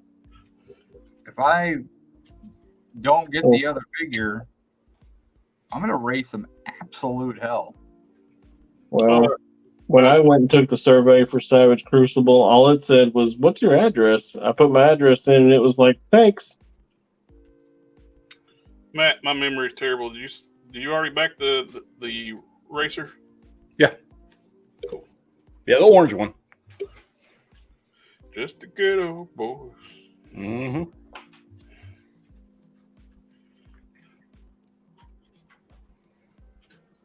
I think I would have been more comfortable if they just asked me what my address was. Like, oh, okay, they'll send me whatever, whenever, but they just had Who Man on there. I was like, no, I want to see that Harbinger on there because that was what I primarily backed. Who Man was an extra. So, are Ferengi making these? Are the Ferengi making this line? That's what they call humans. Human. Yeah.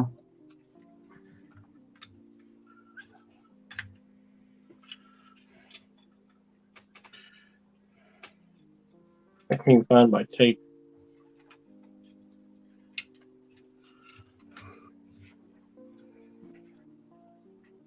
I got too much stuff. Hello, puppy.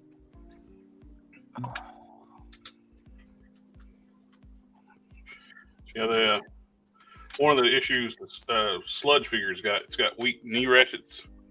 It's got these the kit comes with these tiny little pieces. You put that in through the tension piece in the knee, and it tightens it up.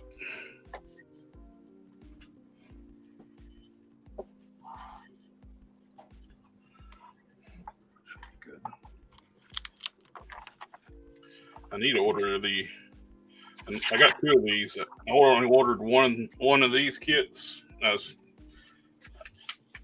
wanting to try out the DNA kit for the other one. There's 2 companies that make it high quality, like upgrade stuff. There's Non-F and DNA Designs. DNA Designs is super premium stuff. They also come with super premium prices. Actually, not too bad. It's terrible. I bought the Beast Wars stuff, and it was like $100 for some onesie twosie thingsies. What'd you get? Both of them.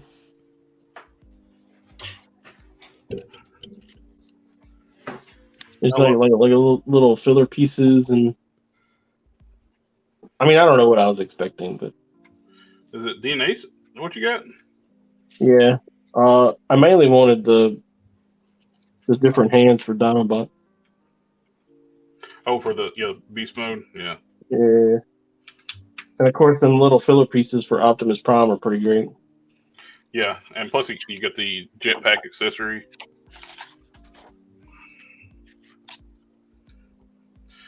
I passed on the Grimlock set because it pisses.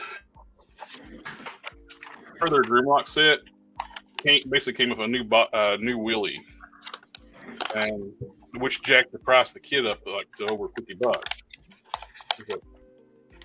And I am a old school G1er and fuck Willie. I got the wheelie that came with him. He's just sitting over there on top of one of my statues. That's why they've been a few companies make like third party like masterpiece wheelies. I am not paying a premium price for a freaking wheelie. He's one of the most comedic characters in Transformers.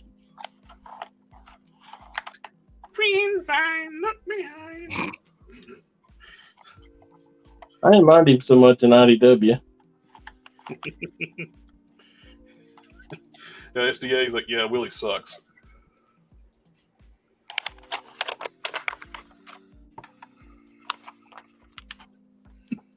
Hmm. Yeah, he got his knees fixed. The only thing that sucks about the non-F kits, the instruction manuals are like YouTube videos. It's like, so yeah, I got one playing without sound.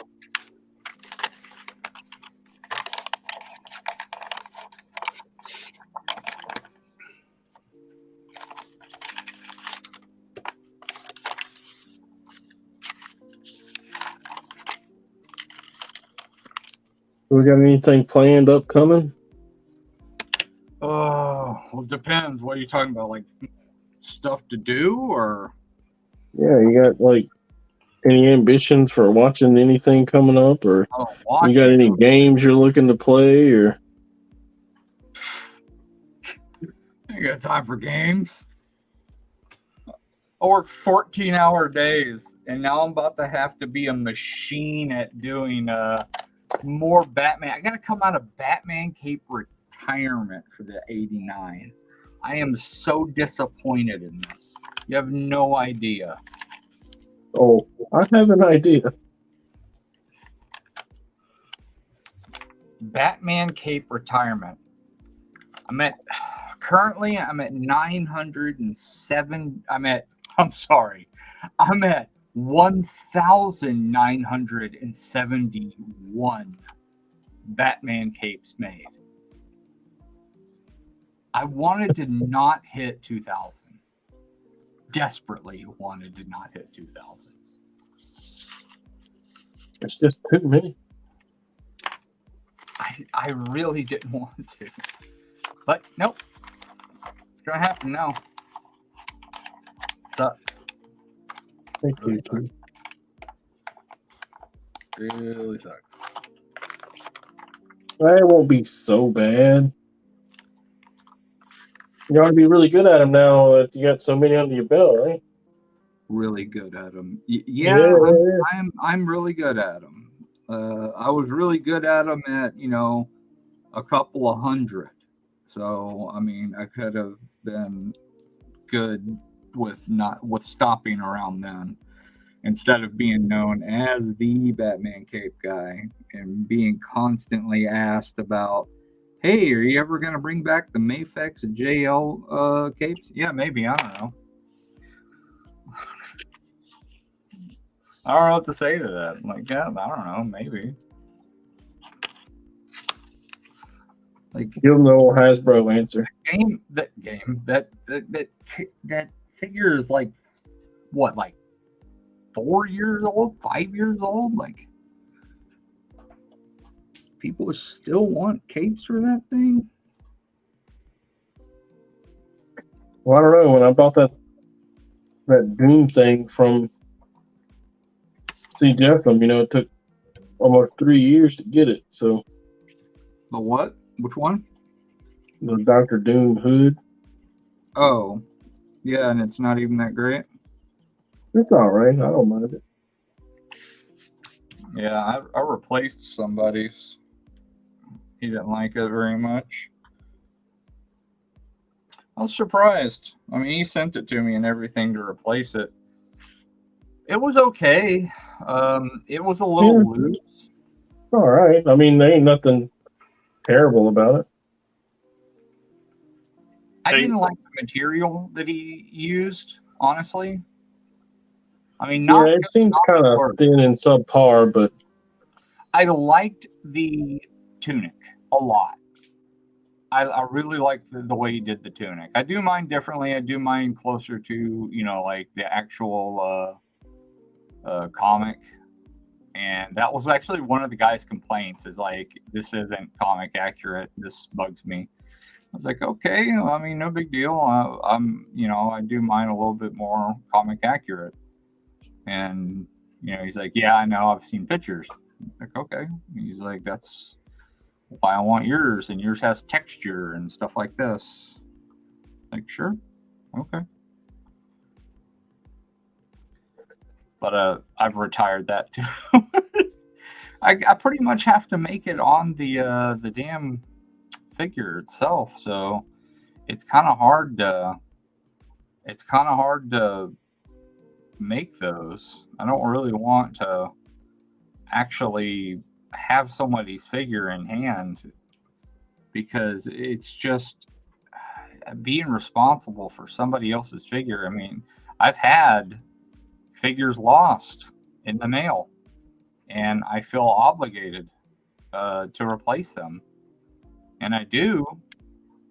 And then I, like, wow, this is costing me a crap ton of money, because two of the figures that were lost was the animated series red-backed Batman and Robin back before they re-released. So I had to pay, like $200 and something to replace those, which really sucked. Well, Then I didn't make any money off of the sale, because the guy just wanted his figures back. He's like, okay, I just want them back. Like, thanks. That's awesome. I shouldn't even said anything. I should have just bought the figures again and did the work to them and then sent them. But I was fully transparent. I also had a guy say the figure was lost in the mail. That sucks, man. It's such a pain.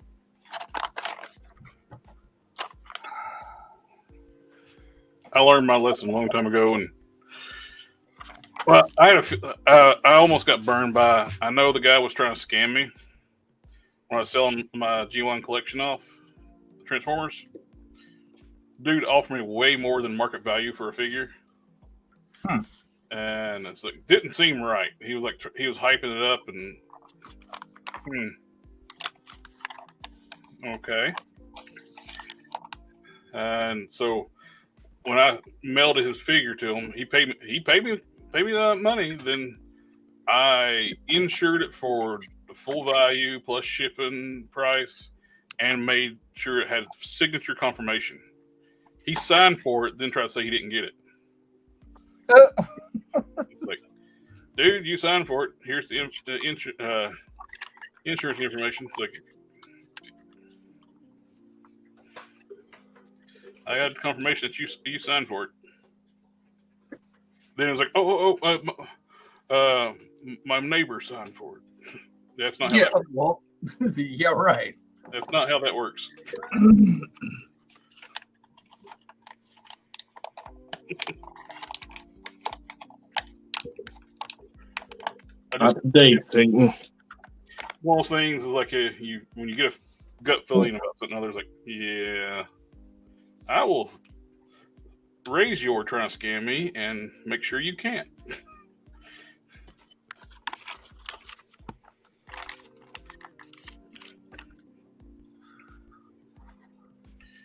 Okay, we got those feet together. And people suck when you don't know.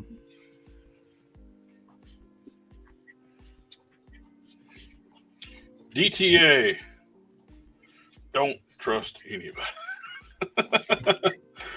Stone Cold. Stone Cold. What?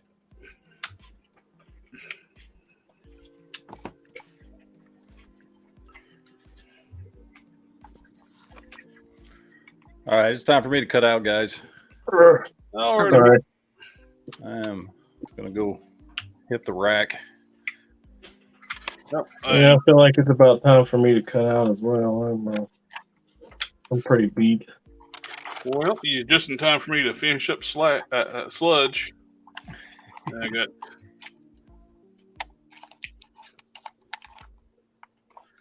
his missile launcher, got his sword, and I got his gun.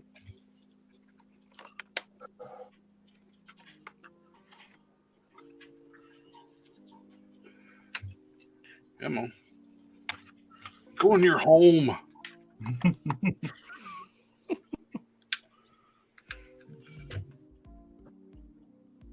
There it is. All right. Got them all decked out. Well, turn them up right side up. Flip down for me. I got his new feet, which are, you got better articulation on the feet. Plus, they fill in the gaps on when he's in dinosaur mode. I got a sword. I fixed his knees.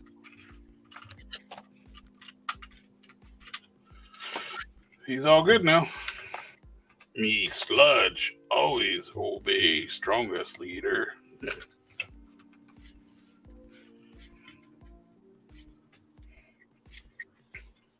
So, I always like I like the size and power of the Dinobots from the cartoon, but they actually had more personality in the comics.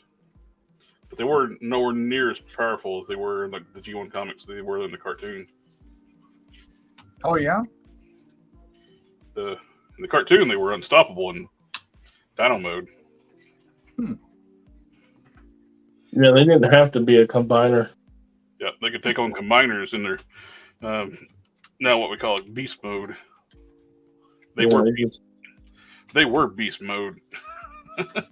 Yeah, they wrecked shop, man. No need to. Had a problem. They were the solution. Yep. At the time too, they were the only Autobots that could fly.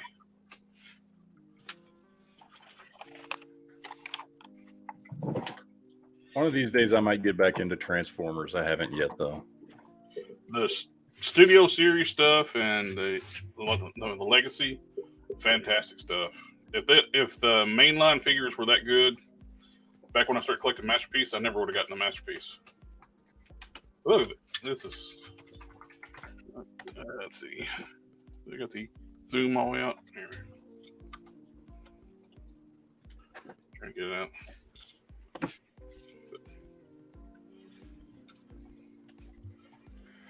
They're doing all 5 in leader class scale, which is awesome.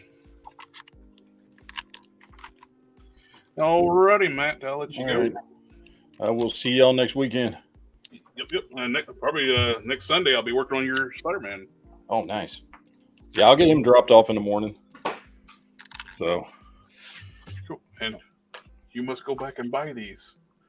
You must buy them. I know. They still have them. They had a bunch of them. So. Yeah. At one time, they were super hard to get. Now they're plentiful everywhere. Yeah. They're like the pandemic. You couldn't find these anywhere. But because everybody had that, and they had the original Roadblock, which I wanted to pick up because I don't have a Roadblock yet. So I was thinking about picking those 2 up. So we'll see. I might get them this week. Maybe I'll have something to show off next week. I don't know. Cool. I got to buy plane tickets, so I'm not gonna be buying a whole lot for a couple of months. All right, we'll see y'all next time. Have a good night. Later. Later. Kind of like wouldn't mind going to TFCon this fall. It's down in Orlando. Now to install one of the hardest kits they have.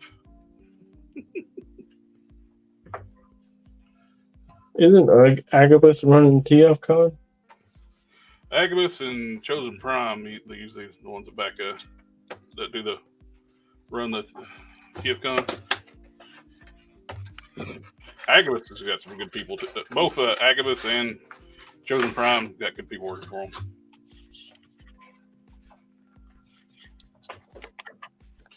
Studio Series Perceptor. And All right. We got to get out of here.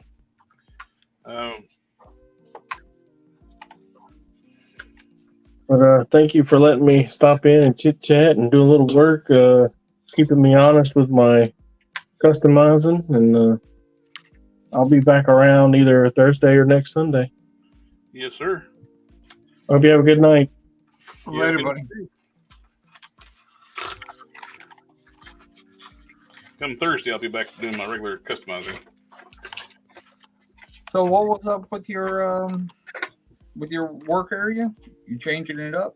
Well, I took it apart I don't have but one laptop here, so Oh, okay. I use it for my other streaming, and I took it apart. Oh, that's right, because you did yesterday's thing. Yep.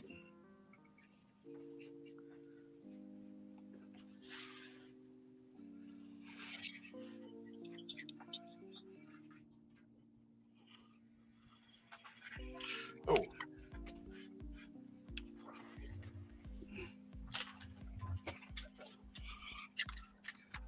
How long have you been putting off doing those upgrade kits?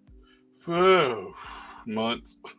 Yeah, that's why I figured. It's like can't do any like really hardcore customizing, so it's like, oh yeah, I could do these. About forgot to put these screw covers in the neck.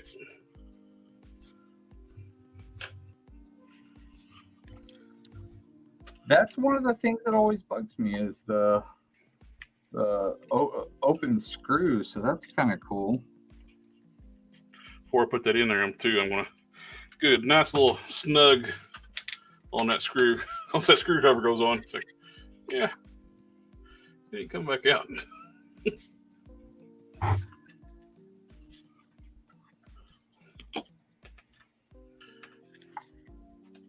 That looks a lot better. Instead of holes in the neck, get the screw covers in.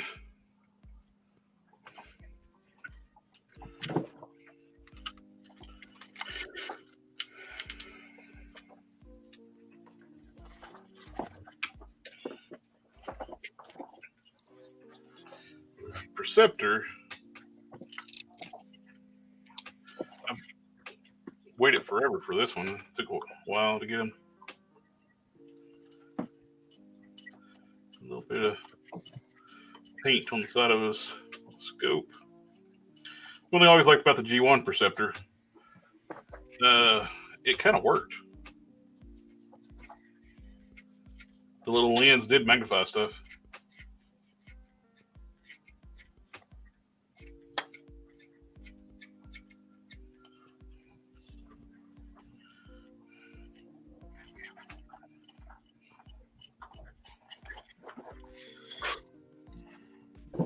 Damn, I need to buy some better green thread.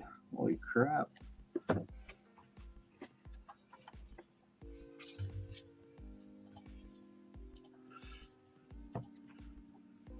Actually, they could all fly at one point, but they changed it. Like, yeah, in the pilot of Transformers, all the Transformers could fly.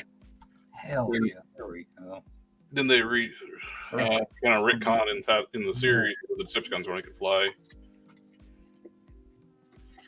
Sideswap still could fly. He had the jetpack. That bat is on my get list. Yeah, the bats are like one of my favorite classified figures. Agabus has the last of the Seeker exclusives on their site. Ooh. Very cool. They got good pricing too. And Agabus at the cons will match anybody's sale price online. As long as it's a box retailer.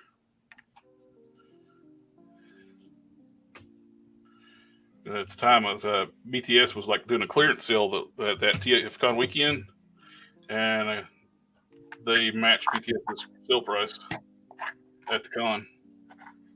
They got the fan hobby tanker trailer for the Laser Optimus Prime, the third-party one. Now the big issue with the Studio Series Perceptor is this giant hole in his back.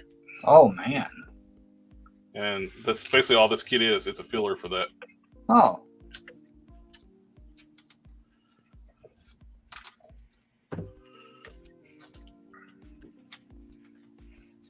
I was kidding, like it's the most complicated kit they got.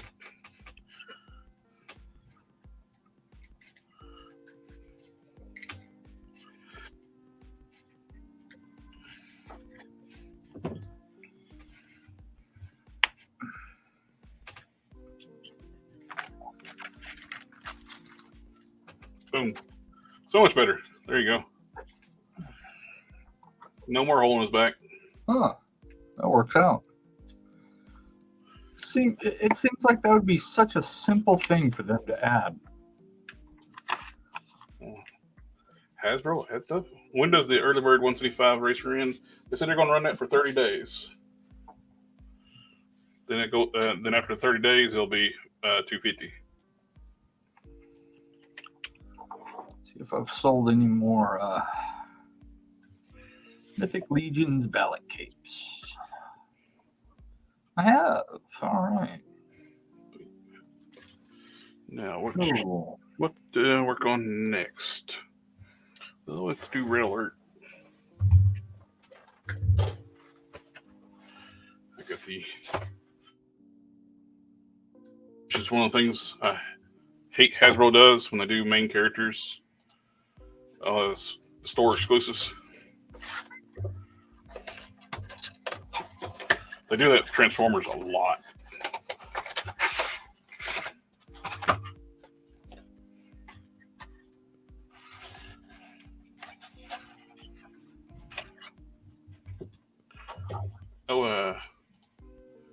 Riot Press also has Nocturnally on their site too. Yeah, I saw that. I never even heard of Riot Press until the other day. I saw them post that on the online, then went and checked them out. And Ace was on their channel Friday.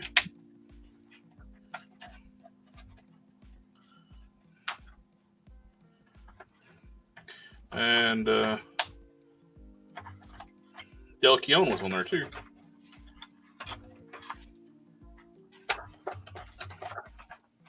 I love Keown's art.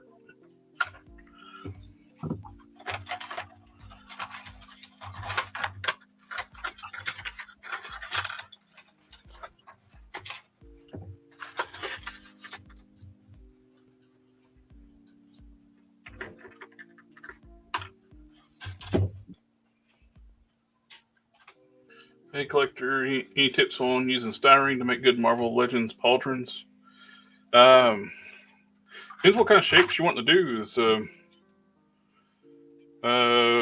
heat gun is one thing you're gonna, if you're wanting to form it, you're gonna need a heat gun. It takes a lot of heat to make styrene pliable, which be very careful because it takes, when I say a lot of heat, it's like burn your hands hot.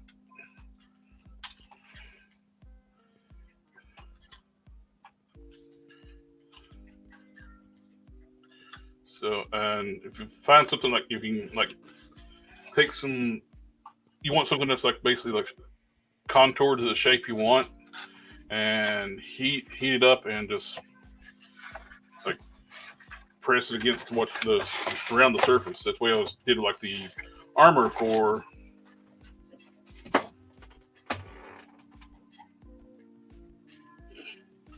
hard case.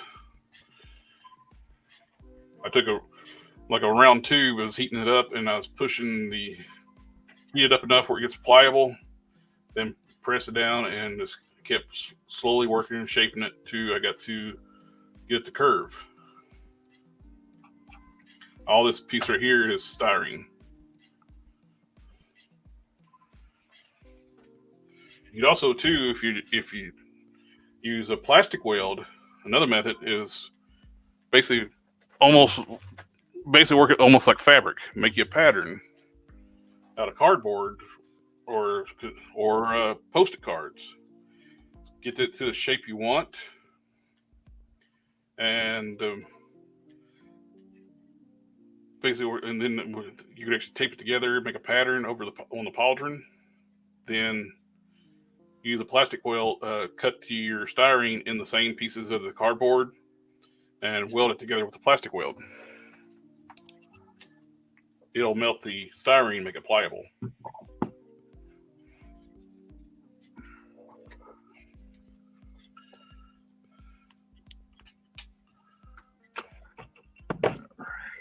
Let's see.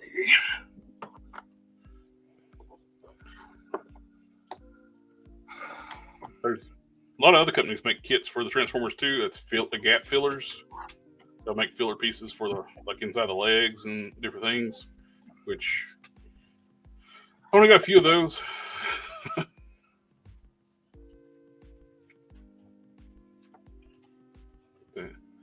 Sector 213, early bird ends May 9th. First 1,000 orders, get the Robbie Reyes Ghost Rider head. Yep. PPT. Yep, Dale. Yeah, Dale's awesome artist. Hashtag free head. How did you paint the hard case armor? I use Tester's Extreme Lacquers, spray rattle can. I use Inca Gold. If you sell a hard case and was wondering about that thing, yeah, I'm actually going to make a second hard case too, just for different look. I already got the piece already contoured to fit, and I just got to start adding the extra details to it. It's on the back burner. I got so many other things I'm working on too. It's just an extra project.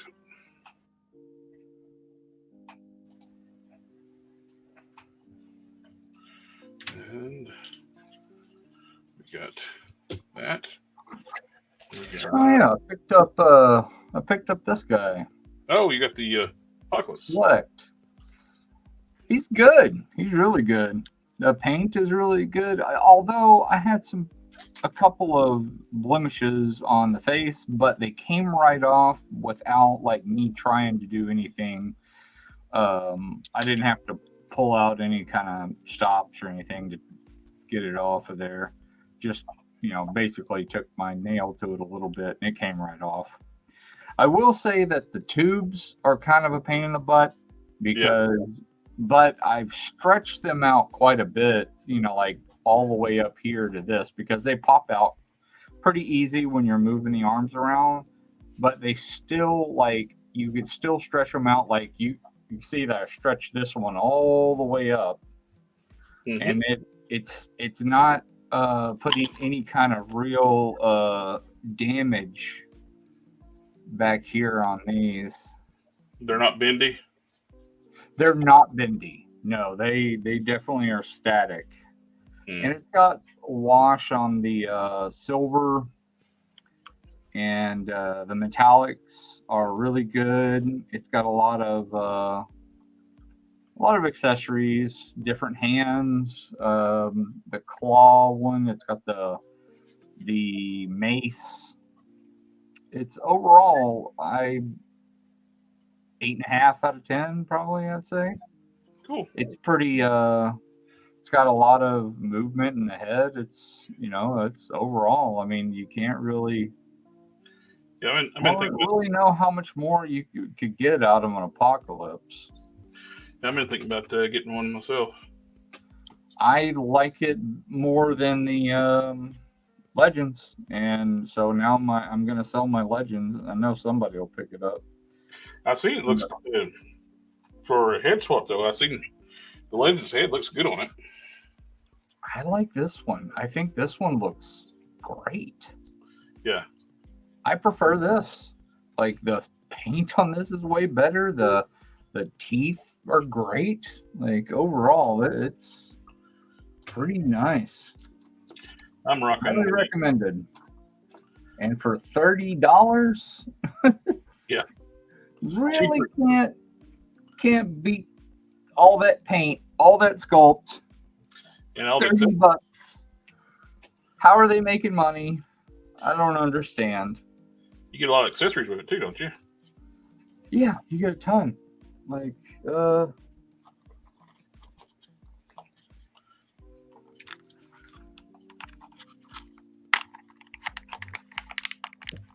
them all stuffed in here.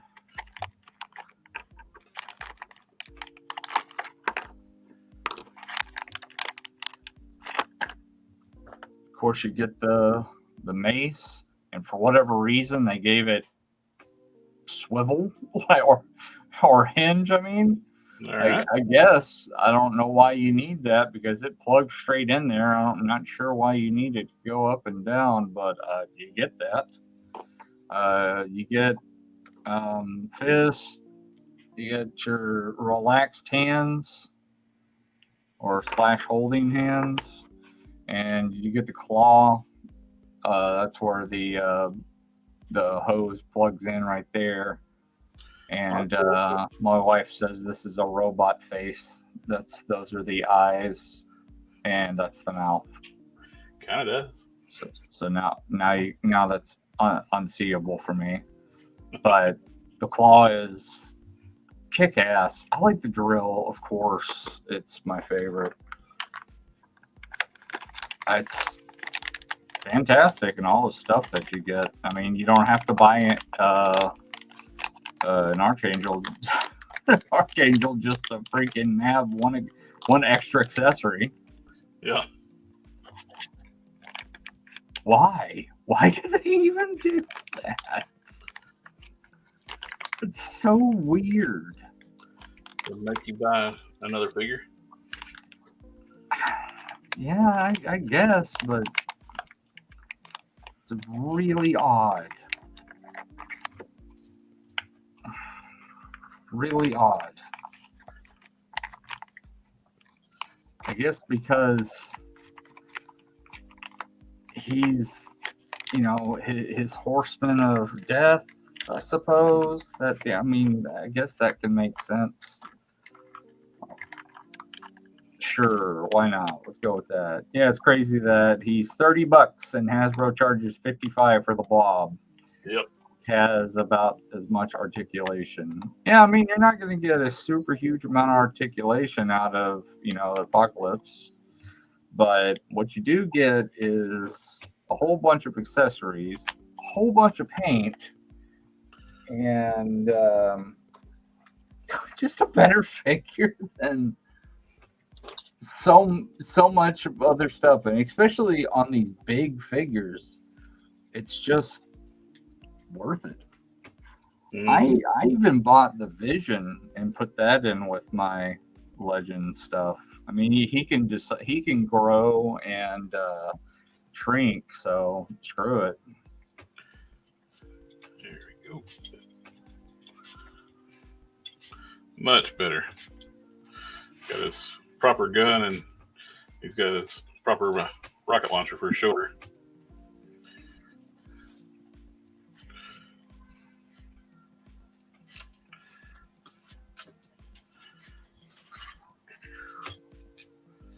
That one's done.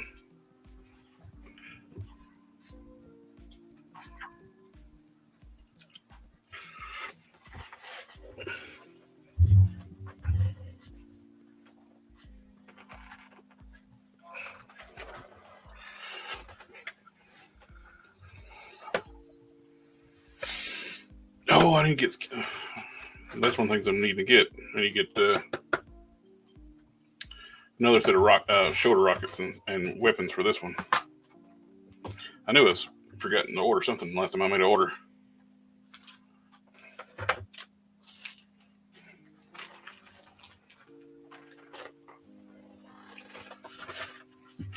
This is the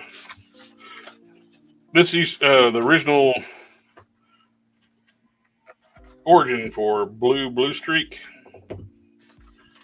was the original listings, the toy catalog for Transformers. Mm-hmm. They used the Diaclone Blue Streak for the product imaging, so that it started a rumor that they actually released it a rare exclusive limited run, and it was like a running change to silver, but it never did actually happen. So now they make exclusives of Blue Streak. Well, they call them Silver Streak. These blue. Yeah, the actual regular color, they call them Blue Streak. That's silver. And the Blue Streak, the blue one, is called Silver Streak.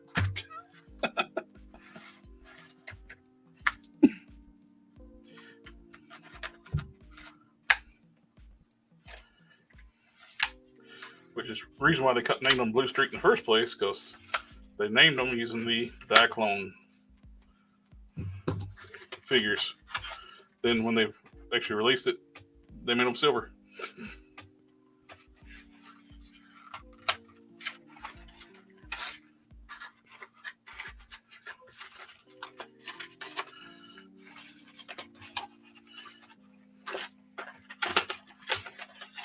I think the Masterpiece figures, I think the Datsun brothers are some of the best looking bots they've made.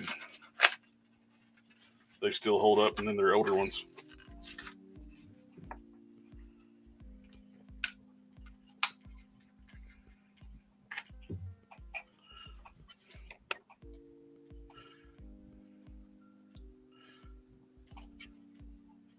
Diaclone Rumble was red, and the cartoon is blue.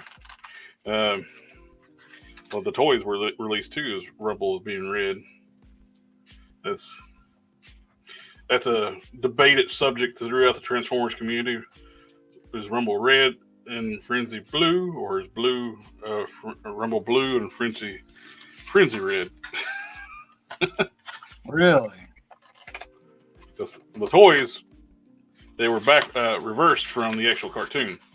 Rumble's blue in the cartoon, he's red in the toy.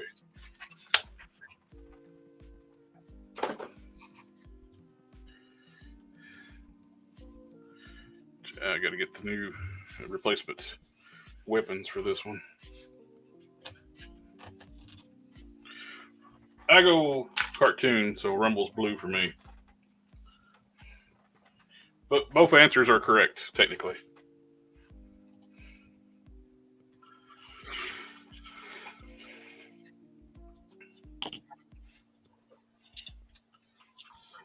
This is what.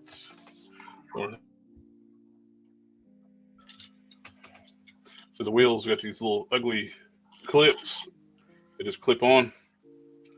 And non-F makes these little filler pieces, or basically hubcaps. Oh, that looks way better.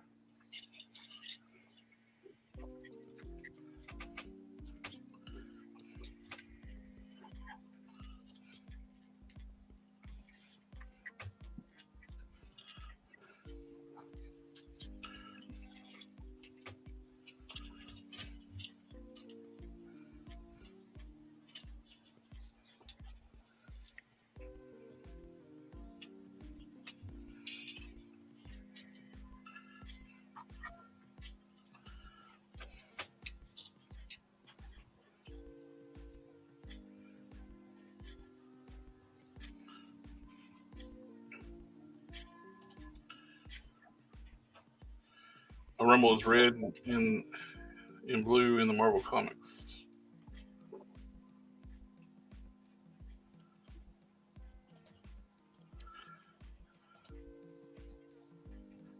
red and blue.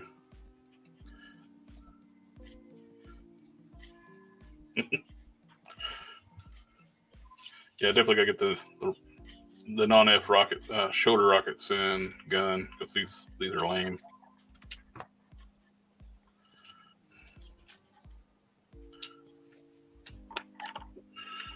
I'll put them on here for now.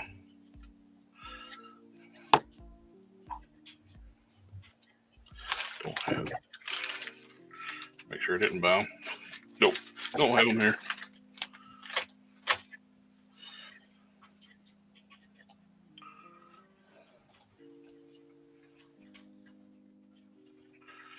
They got them in stock.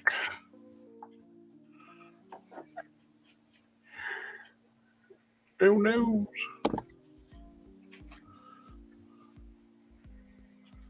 Are they out? Oh crap!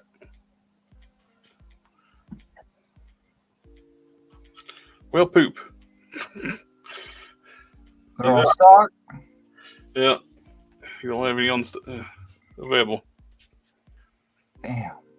I ran into the same problem with Legion Shop earlier. I was trying to find the Ram Man style head and shoulder piece, as I wanted to just go ahead and cancel my Masterverse Ram Man and just make my own out of a dwarf. Yeah. So I think I'd like it better if I just made my own. They're out of stock, man. I waited a little bit too long. They had it in stock for quite a while. Sector 2813, you can put a figure in that car. It's not the easiest sometimes on certain figures because the doors don't open. But you can actually like just pop like a couple screws, a few like 8 screws off and the body pops off. You can put the figure in, put the body back on. But it's got a full interior. Is Box of Cannon still around? Yeah, he was on here earlier. I don't know if he's still on, but yeah, you gotta this. So there's a full interior in the car. Just the doors just don't open. I gotta get with him about making a Strider Hero weapon and head sculpt, because I got a custom that it's almost built completely, and I'm just not happy with the head I have on there or the weapon that I'm using. There's like some really bad printed, like they use the what is it, FD printer, whatever the other printer is called. PLA? Yeah, it's the PLA. It ain't right. It doesn't look good at all. And it's a big chonker. And I painted it and everything, and like I made it look as good as I can, and I sanded a lot of the where you could see the lines in it. I sanded it down as best I could, but I mean, there's only so much you can really do. I just stuck Black Panther in through the window. Just cram him in there. Well, where he's a little small in the car. So this is basically Black Panther ass in there. So he actually fits through the window. Just posed him after I got him in the car. I don't know if I can get him out now.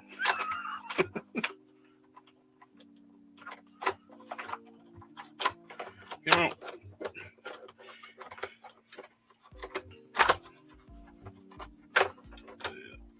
There we go. Just had to undo his crunch his ab crunch. He comes right back out.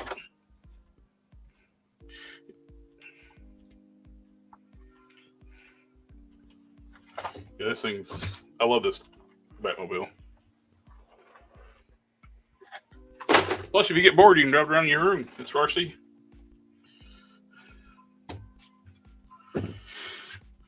Let's see.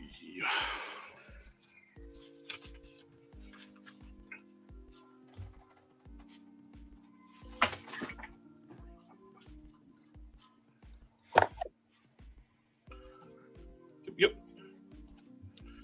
I like the Batmobile's look. Yeah, I like it too. It's like Charger mixed with like a rally truck. Yep, go through the window like Duke style through the window. Have you joint prepped the Marvel Legends pinless bodies? It seems annoying to cut out the joints. I don't. I haven't cut them out. I just sand what's exposed or dye. I've dyed them and I've just sanded what's exposed, and it's been fine.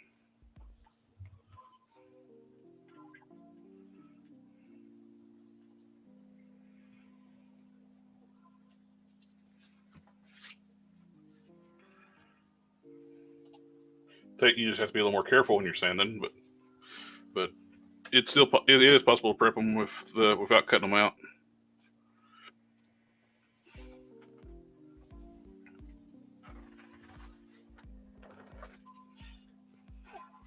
I think I'll do one or two more and call it a night.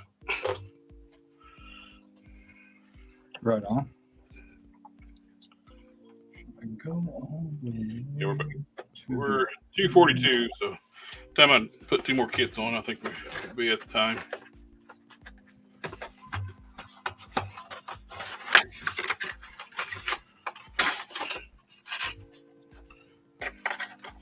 This is one of the figures. I don't know what the hell they were thinking when they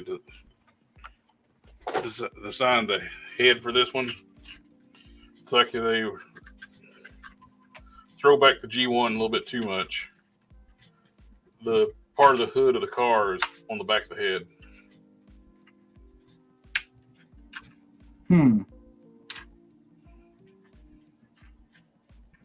So I guess in car mode, it probably looks janky. Oh, it looks fine in car mode. It's just you got part of the hood on the back of the head. It's the robot mode. It looks the janky part. Oh, really? Oh, so it's full on, like, yeah, can you see it all the way around? There's the back the of the head from the front? Yep, square. Oh, I don't like that. Yeah, he's supposed to have like a nice rounded head, but he's got the G1 toy I didn't think had that.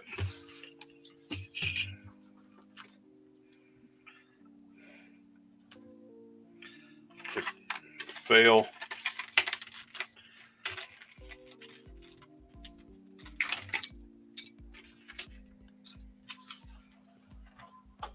I was pretty surprised to see that RC is going to be in the new movie. No, she's actually been in it before. Oh, really? Yep. One of the Michael Bay movies. Oh, okay. They were the motorcycles. Well, she was one of the motorcycles. Oh, okay. From the second movie, Revenge of the Fall. Fall. I'm hoping this one isn't a Fuster Cluck. Well, the Bumblebee movie was pretty decent. Oh yeah, it was great. I liked that one a lot, but poor Cliff Jumper keeps getting killed. I don't know what this one's going to be like. You know, if they're going to go back to the old ways of it just being like a tornado of metal where you have no idea what's going on in a fight scene. Yeah, it looks like two junkyards, scrap heaps fighting each other.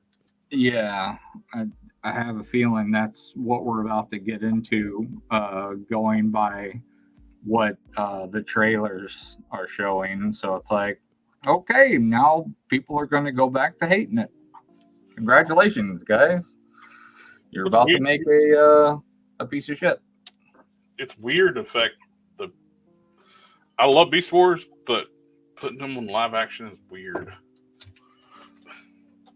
Especially, they don't interact. Those characters are not supposed to interact. Yeah, probably. I mean, it's probably just a money grab, which makes me think that we're about to get a piece of shit, and it's going to be the same old shit. Is Michael Bay like a producer or something in this one? No, he's not connected to it. I was gonna say, because that's a surefire way of saying that we're gonna get some junk.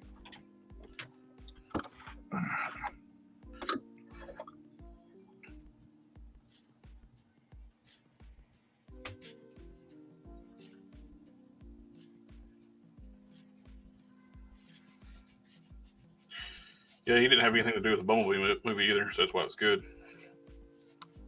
Yeah, I like the Bumblebee movie a lot. But it also had a very compelling human side of the story too. Usually, the human side of Transformer movies doesn't quite work out too well. Well, kitten calendar.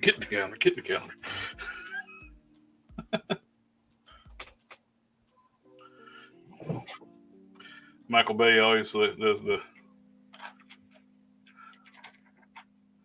the model, hires a model for an actor or whatever. Mm-hmm.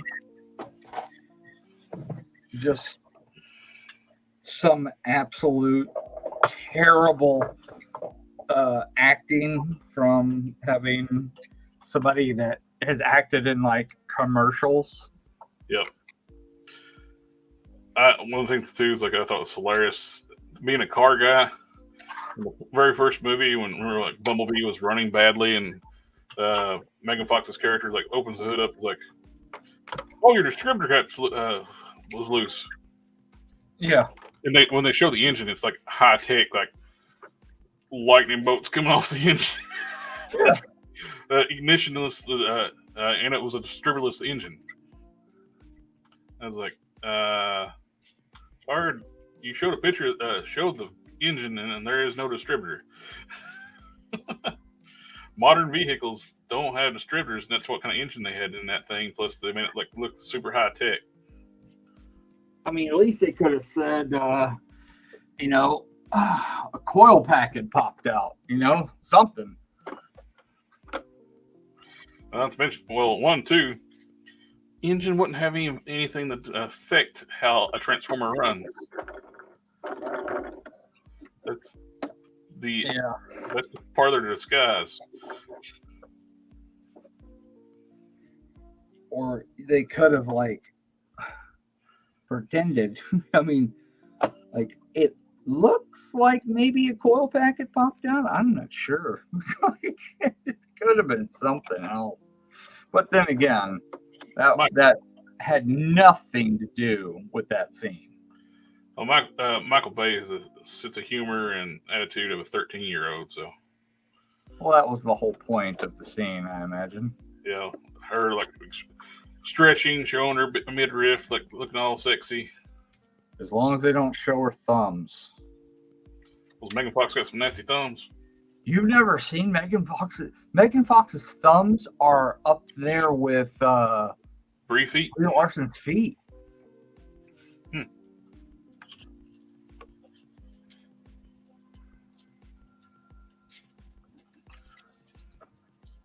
Of course, she's had some. From the looks of things, looks like Megan Fox has had some bad plastic surgery too, though. Oh yeah. Modern in recent years. Some really, really bad brow lifts. Not a full like facelift, but like some real bad brow lifts. She looks surprised all the time.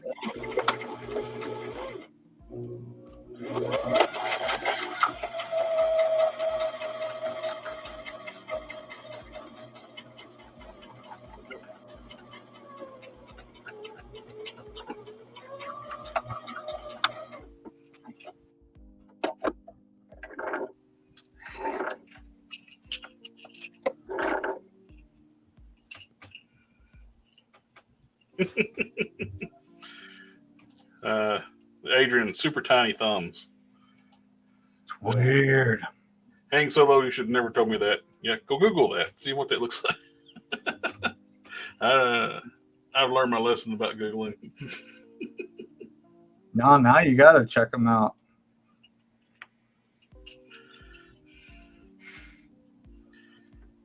You have no choice now.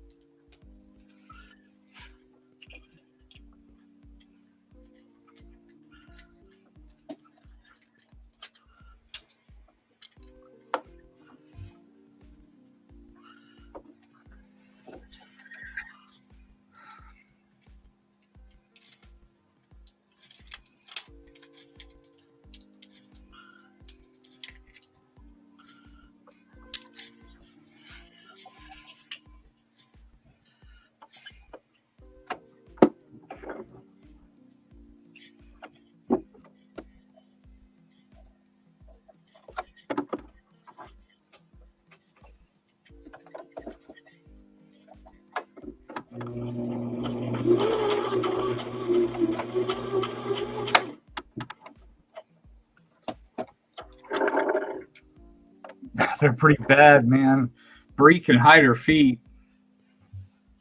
But she chooses not to. I mean, yeah. She has embraced the weird feet. I mean, what's bad is she thinks it's not like a big deal. There's got to be like cosmetic feet surgery, right? A foot lift? Is there a foot lift?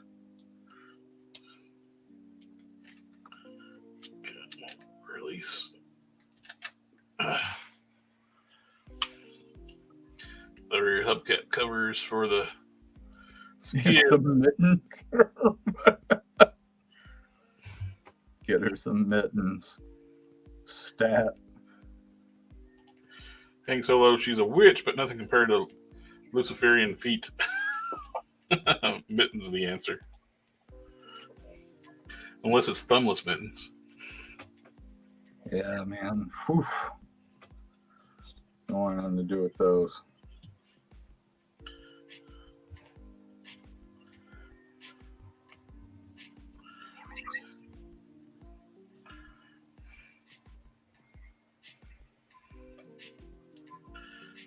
Come on.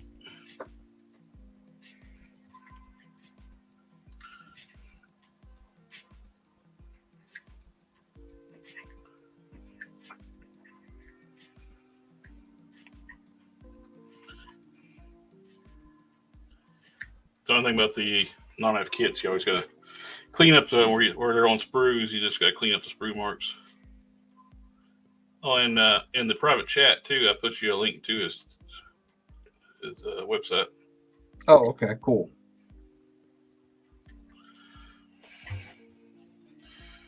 Let's see.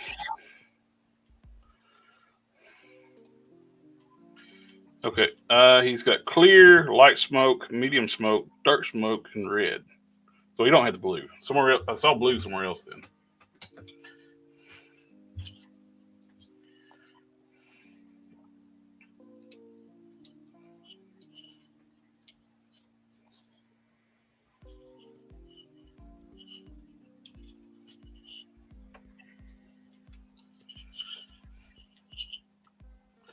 So much better. Five fillers. This one has the 5 filler. This one does not. Get on camera. Yeah, having the camera upside down from when normally is messing with me all night. Left is right, right is left. Cats and dogs living together.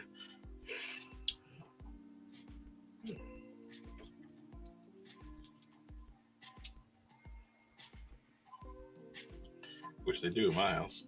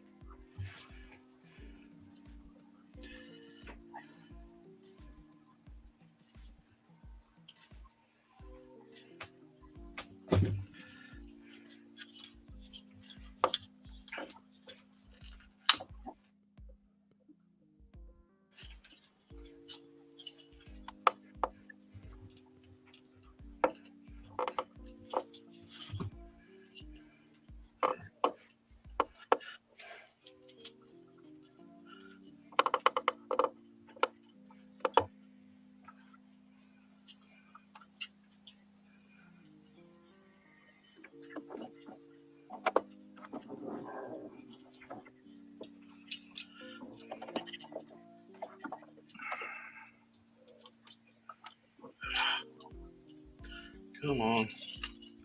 My big fat fingers have trouble with this stuff.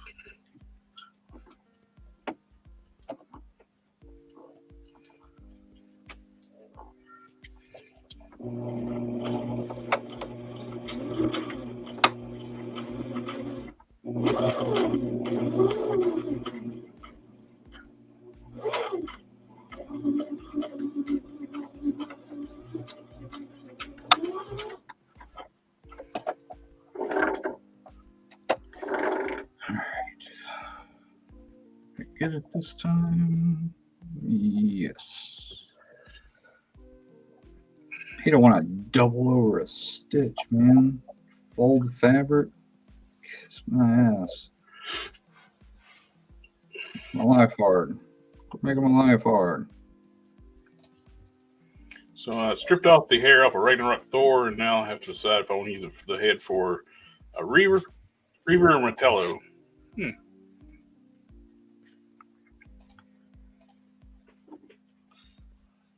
It's a. Which do you prefer? Oh, these are actually turned backwards in the box.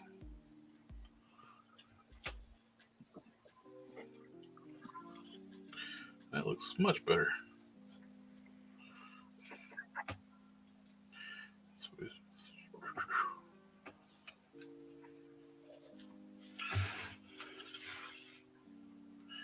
Yeah.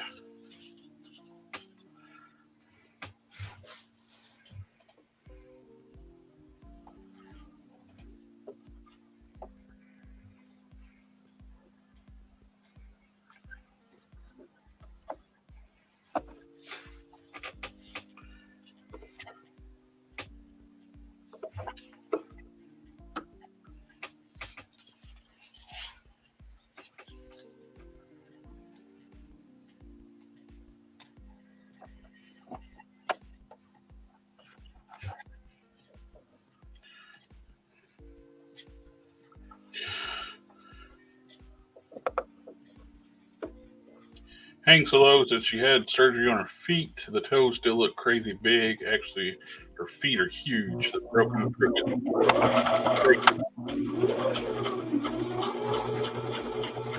Hey, no, nice. How you doing?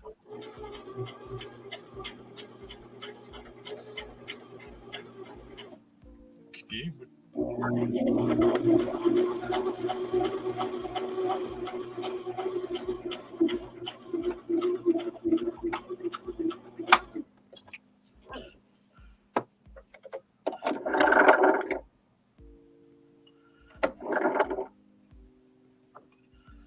Here.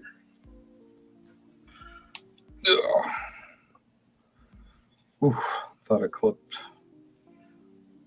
that wrong. Damn, kind of went a little too big on one side. Gonna have to do.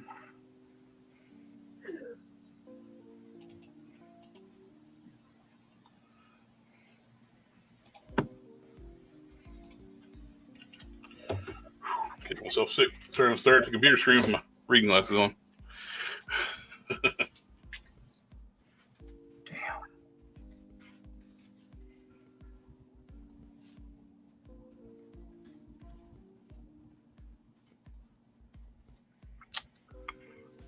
Yeah, I can't let that fly. Shoot.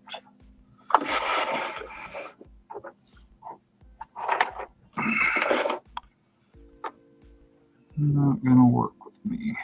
Gonna take all these stitches out.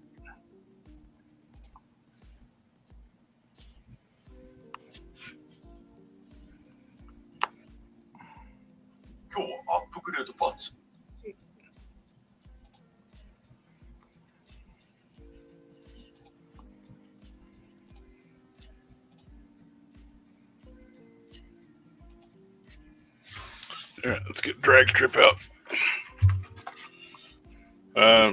Eventually, then you get the cons. This music in the background is the best. It's like some turbo graphics. 16 for the Super Nintendo. It's like I went through all the default musics, the royalty-free music that StreamYard has. And it's, to me, it's like probably one of the better sounding ones they got. It's not so obtrusive. It's kind of just more like elevator music.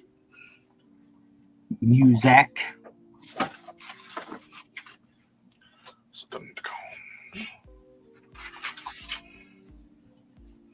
I hope they actually bring. They're going to bring Windows. So they didn't mention it, but I wish they'd put the Windows back on the Transformers.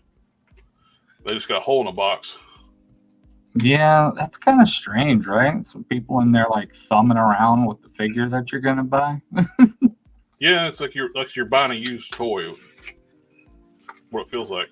Oh, plus two, they're so stupid. One with the ball joint heads, people are stealing the heads off of them, and two, Yeah. with like the Soundwave and Blaster has a cassette in their chest. People, you can open the chest up and steal the cassette out of their chest now. Wow. And that's on a recent one? Yep. Jeez.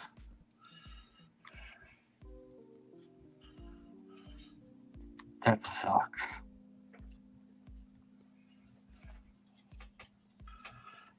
Hey, but they're saving on that plastic, yo. Oh yeah. If anybody ever thought that had anything to do with environment, I got a bridge in Brooklyn. I'll sell you. Yeah.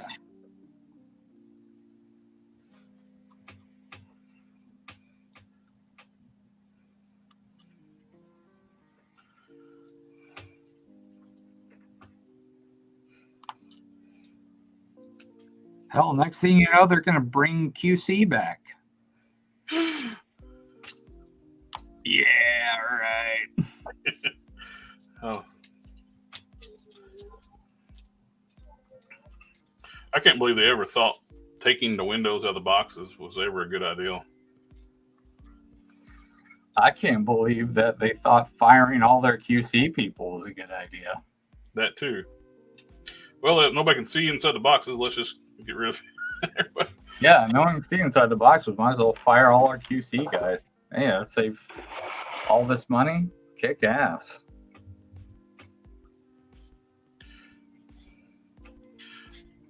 Oh, did any of your? I know you bought 3 of the cover girls.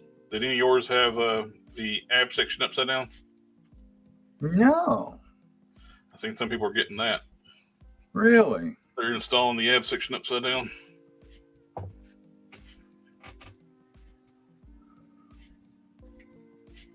Which is not that. Let me check the final one that I have right here. Which is not that big a deal on those figures. You can just heat and pop it and fix it. But we know that, but some people though. No, this one looks fine.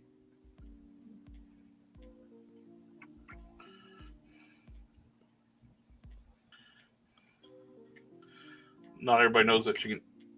We take it for granted. We know the heat and pop, and a lot of people in the chat do too. But there's a lot of people that don't know that.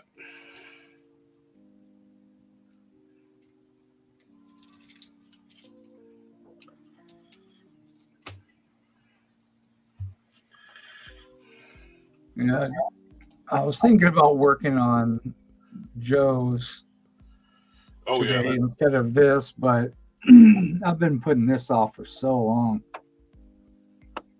Yeah, DevCon's gonna be a cool one to get. The hidden figures is making me have a harder time buying. Yep, absolutely. It's making everybody. It's easier to pass if you can't see what it looks like. It's very easy to pass.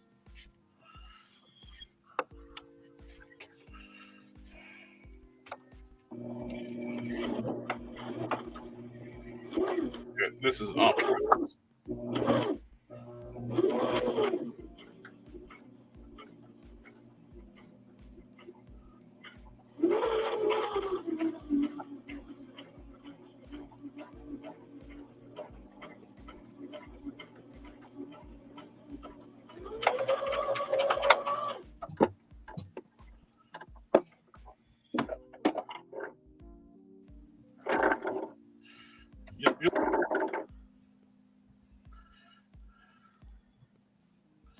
Much better.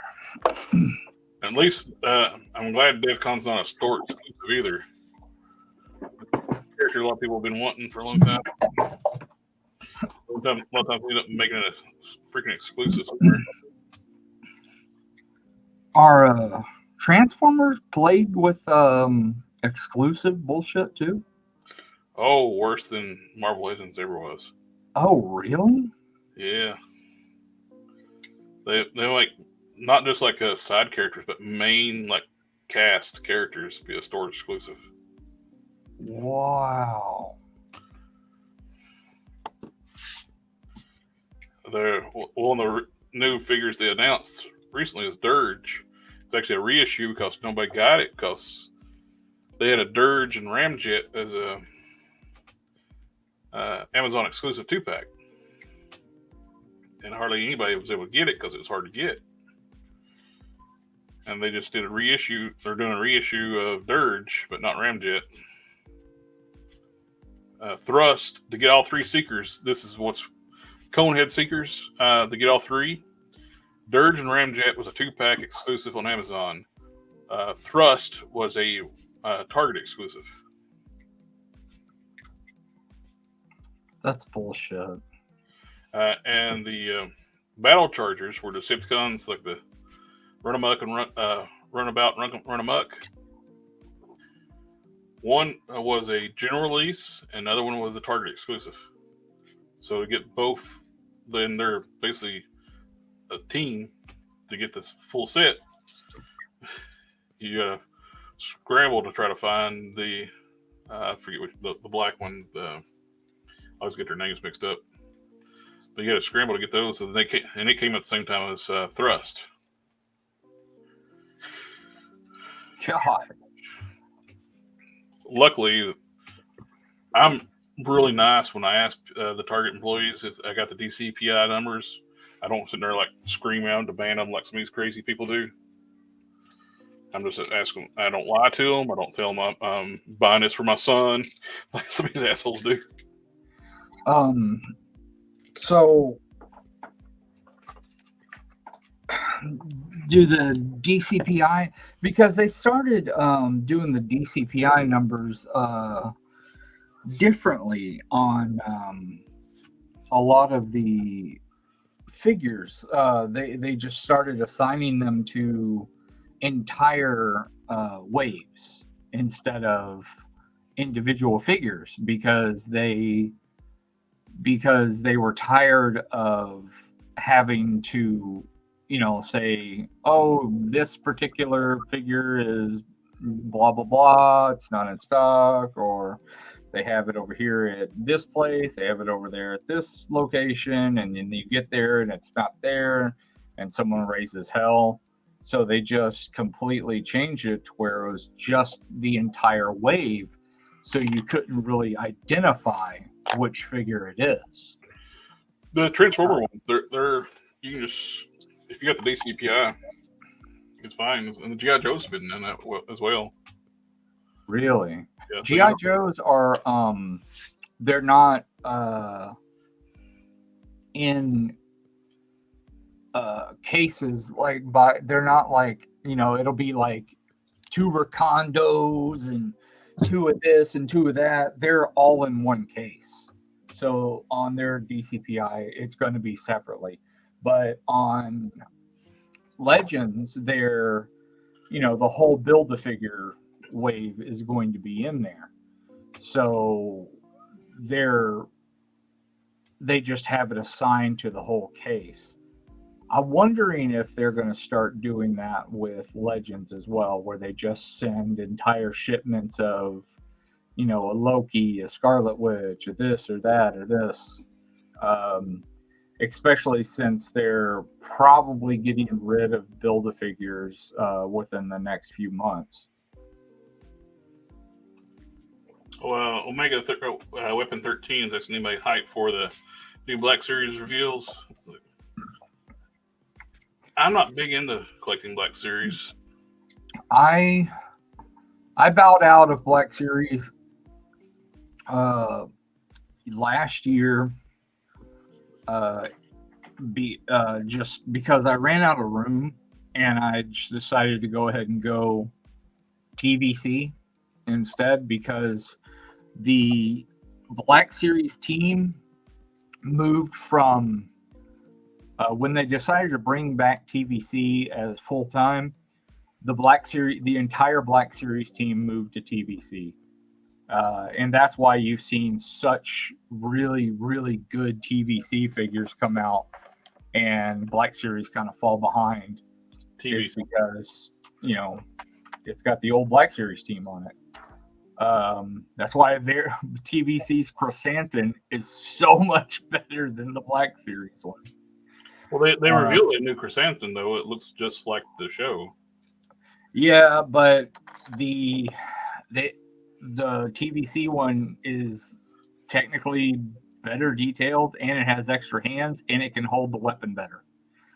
So it's overall, it's actually better. But honestly, a lot of the new Black Series coming out actually look really good. The Hammerhead that's coming out, the Aethorian that has all the different holocrons, and that's Sith sword. That all that stuff looks really good. So I mean, I won't knock it that hard because it looks good. I like this. One of filler for the back of the head. You had two options. One is just a angular flat piece, just to look at the back of the head. The other was a rounded one, so when it's in vehicle mode, it looks like there's somebody sitting in the cockpit. So I did that one. I like the rounded one. Okay, so these two are done. His weapons.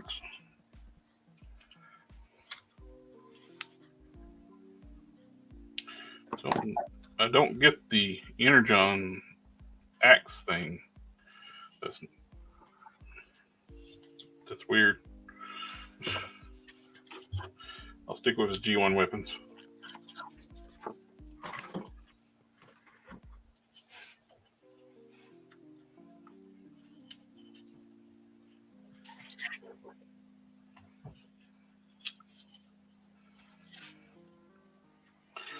All right, that's most of my kits I got done. I still got to do Sunstreaker. The Decepticon clones get weapons, and a cannon for Brawn. Okay, let's get back caught up on the chat. I'm not a fan of exclusives unless they're weird paint variants like BTS exclusives. McFarlane does that, and with Walmart, Target. Exactly. I want exclusives or something that would be like, if you're hardcore into collecting, it's good for you. But if you're wanting to get your core team of characters, they should not be exclusives. It's like the Walmart, the current Walmart G2 line they're getting ready to do. I don't want to have anything to do with it. A few years ago, when I was bigger into collecting, I was more completist with Transformers. I've been whole hog into it because it's kind of cool. It's the fact they're doing. It's a G2 unreleased color schemes, which is neat. It's a neat novelty but if they went with their actual regular G2 color schemes, I probably would have jumped on it. But since they're like the unreleased color schemes, which are more garish than the actual what the G2 they actually came out with, nah, I'm good. It's like a Cheetos Jazz. Like he's all orange, two-toned orange. Now, if it was the G2 Jazz with the musical note on his chest and on the doors, I'd bought that in a heartbeat. But the Cheeto Orange Jazz, nah. If they did Grimlock, they're doing a G2 color scheme Grimlock, the unreleased one, the yellow and crazy color scheme. Not interested. But if it was the blue or turquoise variant, I would have bought that. But these crazy ones that they were unreleased for a reason. They were bad. Let's see. That's funny. Walmart.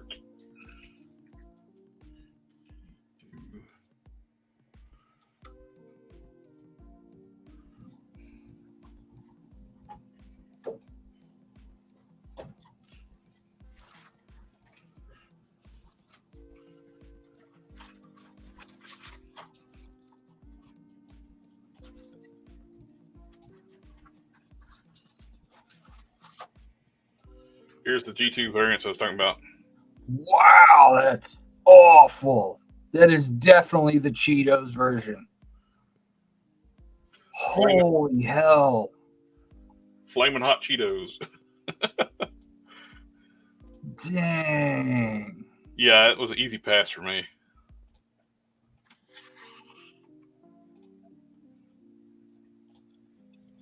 Now the Ramjet's not that bad. I kind of like the Ramjet. That could be a completely different seeker. But I actually like Ramjet's original color scheme better for G2. It's like purple and black. But that one's actually, if I saw it in the store, I could almost pick that one up just as another seeker and just not call it Ramjet. Jet Ram. Now, these are new things that are coming out too. They're redoing G1 reissues, but they're taking, well, another thing this is like a premium reissue thing, like an anniversary thing. No window. Plus, too, they're taking all the diecast out. Oh, really? They're replacing the diecast with plastic. That's a cost-saving measure. Oh, I mean, that's environmental. I mean, yeah. Well, no more toxic paint on the diecast. Yeah. Because they redid Hound, got rid of all his diecast and got rid of all the chrome and the rubber tires. Well, what's funny is like on the back of the box, that's the G1 one with the diecast, darker color scheme, rubber tires, and chrome. But that's not what you're getting. Let's see what else. Toxitron. I already got something better anyway. I got the Nemesis Prime. Oh, there's the Grimlock. The weird yellow color scheme. Interesting. Where is the pictures for him?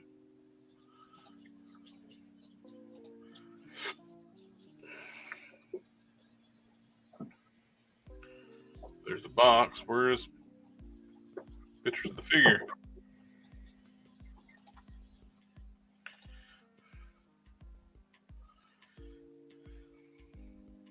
Yeah, this is like if they did the original color scheme for G2 Grimlock and like the blue and the turquoise, I have a nostalgia for that. I like that. They need to reissue this bastard. Cosmos, the scalpers hit that thing and you can't, that was impossible to get. Yeah, I've been tempted to put him on order with a couple of different of the small scale ones. I had him when I was young. I liked him a lot. Have a good one, Adrian. Later, man. Weapon Omega 13, Harker, do you make cloth goods too or only capes? I used to do a lot of everything, but I pretty much just make capes these days. It's the most requested stuff. It just really depends on what it is. I mean, I have to balance how much stuff I can do in a week, because this is my primary job. Do this for a living, so I have to balance how much I can do. I have to like hardcore do a bunch of stuff and get out a drop. Like, try to get one out every week or every 2 weeks. And then I get to do what I call like my fun stuff, which is my one-offs, take little commissions. And those I usually end up doing a little bit more than just a cape here and there. Oh, let's see. SDA said they only had one Cosmos per case. That's why it was so hard to get to. A main character, one per case. Hank Solo working on a Warpath G.I. Joe Trooper. Red and blue version turned into a Cobra Mega Trooper. Looks crazy with robotic hand. Think about using huge guns from Spawn Clown with it. Sounds. Oh, where'd everything go? All right, let's see. Now, oh, this is what I'm talking about. This would have been badass. I would have bought that in a heartbeat. Somebody did a Photoshop mock-up of the blue G2 Grimlock. That's pretty dope. Well, there's somebody actually made one. But we're getting this monstrosity. The purple, yellow, and teal, and black. Hell yeah. That's what it's all about. There's somebody made a custom version of it. And plus it's got like tiger stripes too. Hell yeah. Yeah, I think I'll save my money. This is the original render what you're going off of. This is like a concept they did for G2. I see why they didn't release it. Why I don't want this. God. Let's make it. Yeah, that's pretty awful. They're gonna do Jesus, what is that? unreleased Mirage. Whew. Well, there's the Jazz. Unfortunately, they released that. Well, it never got released in G2, but now they're going to release it now. God. What a nightmare. It's either, here's another Dinobots that didn't get released that way in G2. The orange slag, or sludge, I mean, and a gray and green swoop. Swoop actually don't look too bad, though. What I mean, there's got to be people that buy this stuff if they're. Oh, they're eating. People are lapping it up. Now this is not too bad. This is a shattered glass, it's like a Star Trek mirror verse. Yeah. The Autobots are the villains, and the Decepticons are the good guys. Yeah, I'm familiar with Shattered Glass. And Grimlock's a genius. Oh, okay.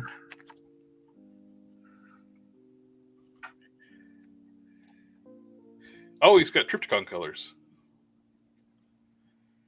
Oh, that's cool.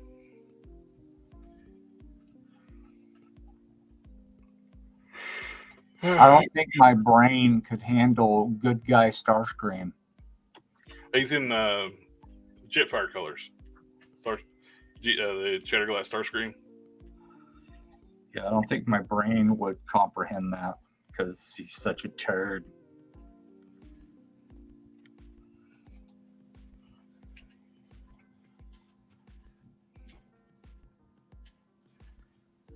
The blue looks so much better.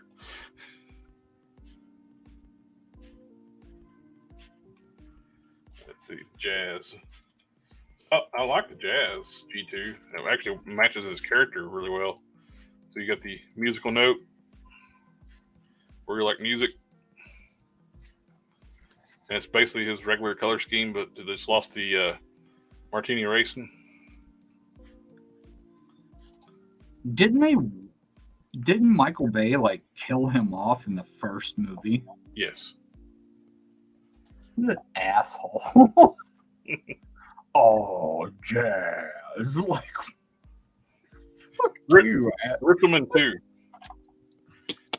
Megatron ripped them in two.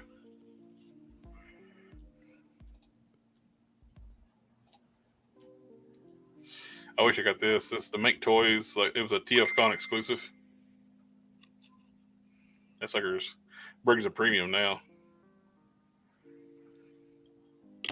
The Make Toys Jazz is nice. I'm excited for the Magic Square. That's what the thing is. Yeah. Oh, I got the overhead, so I got the glare. Alrighty, I think that's a. I'm gonna call it a night. I'm done with all the kits. I'm gonna work on the night. Sucks that I missed out on the getting extra one of the for the Datsun brother weapons. I hope he puts those back on the store. Does it have a thing where it'll let you notify you? No, he takes them off the store when they're out of stock. Oh man, send him an email. Will do. Tell him I am Collectors Express. Everybody in the chat, thank you for coming out, hanging out. A little different. Next Thursday, I'll be back to working on my regular figures. Not the big hands stumbling, trying to put little tiny kits and little pieces in, filler kits pieces. Smash. Hey, there's a box of cannons. Alrighty. Thank you again, everybody. Have a good night. Anything you got coming up? Want to plug on Harker?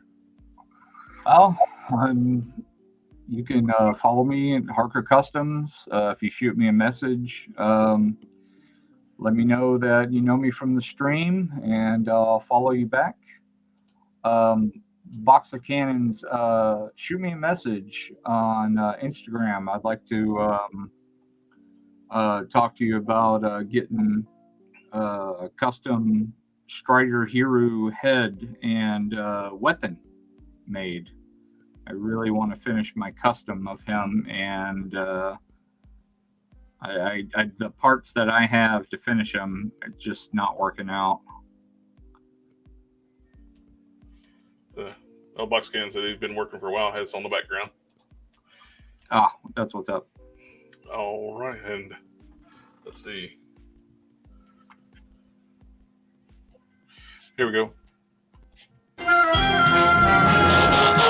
The Transformers will return after these messages. Have a good night, everyone. Later.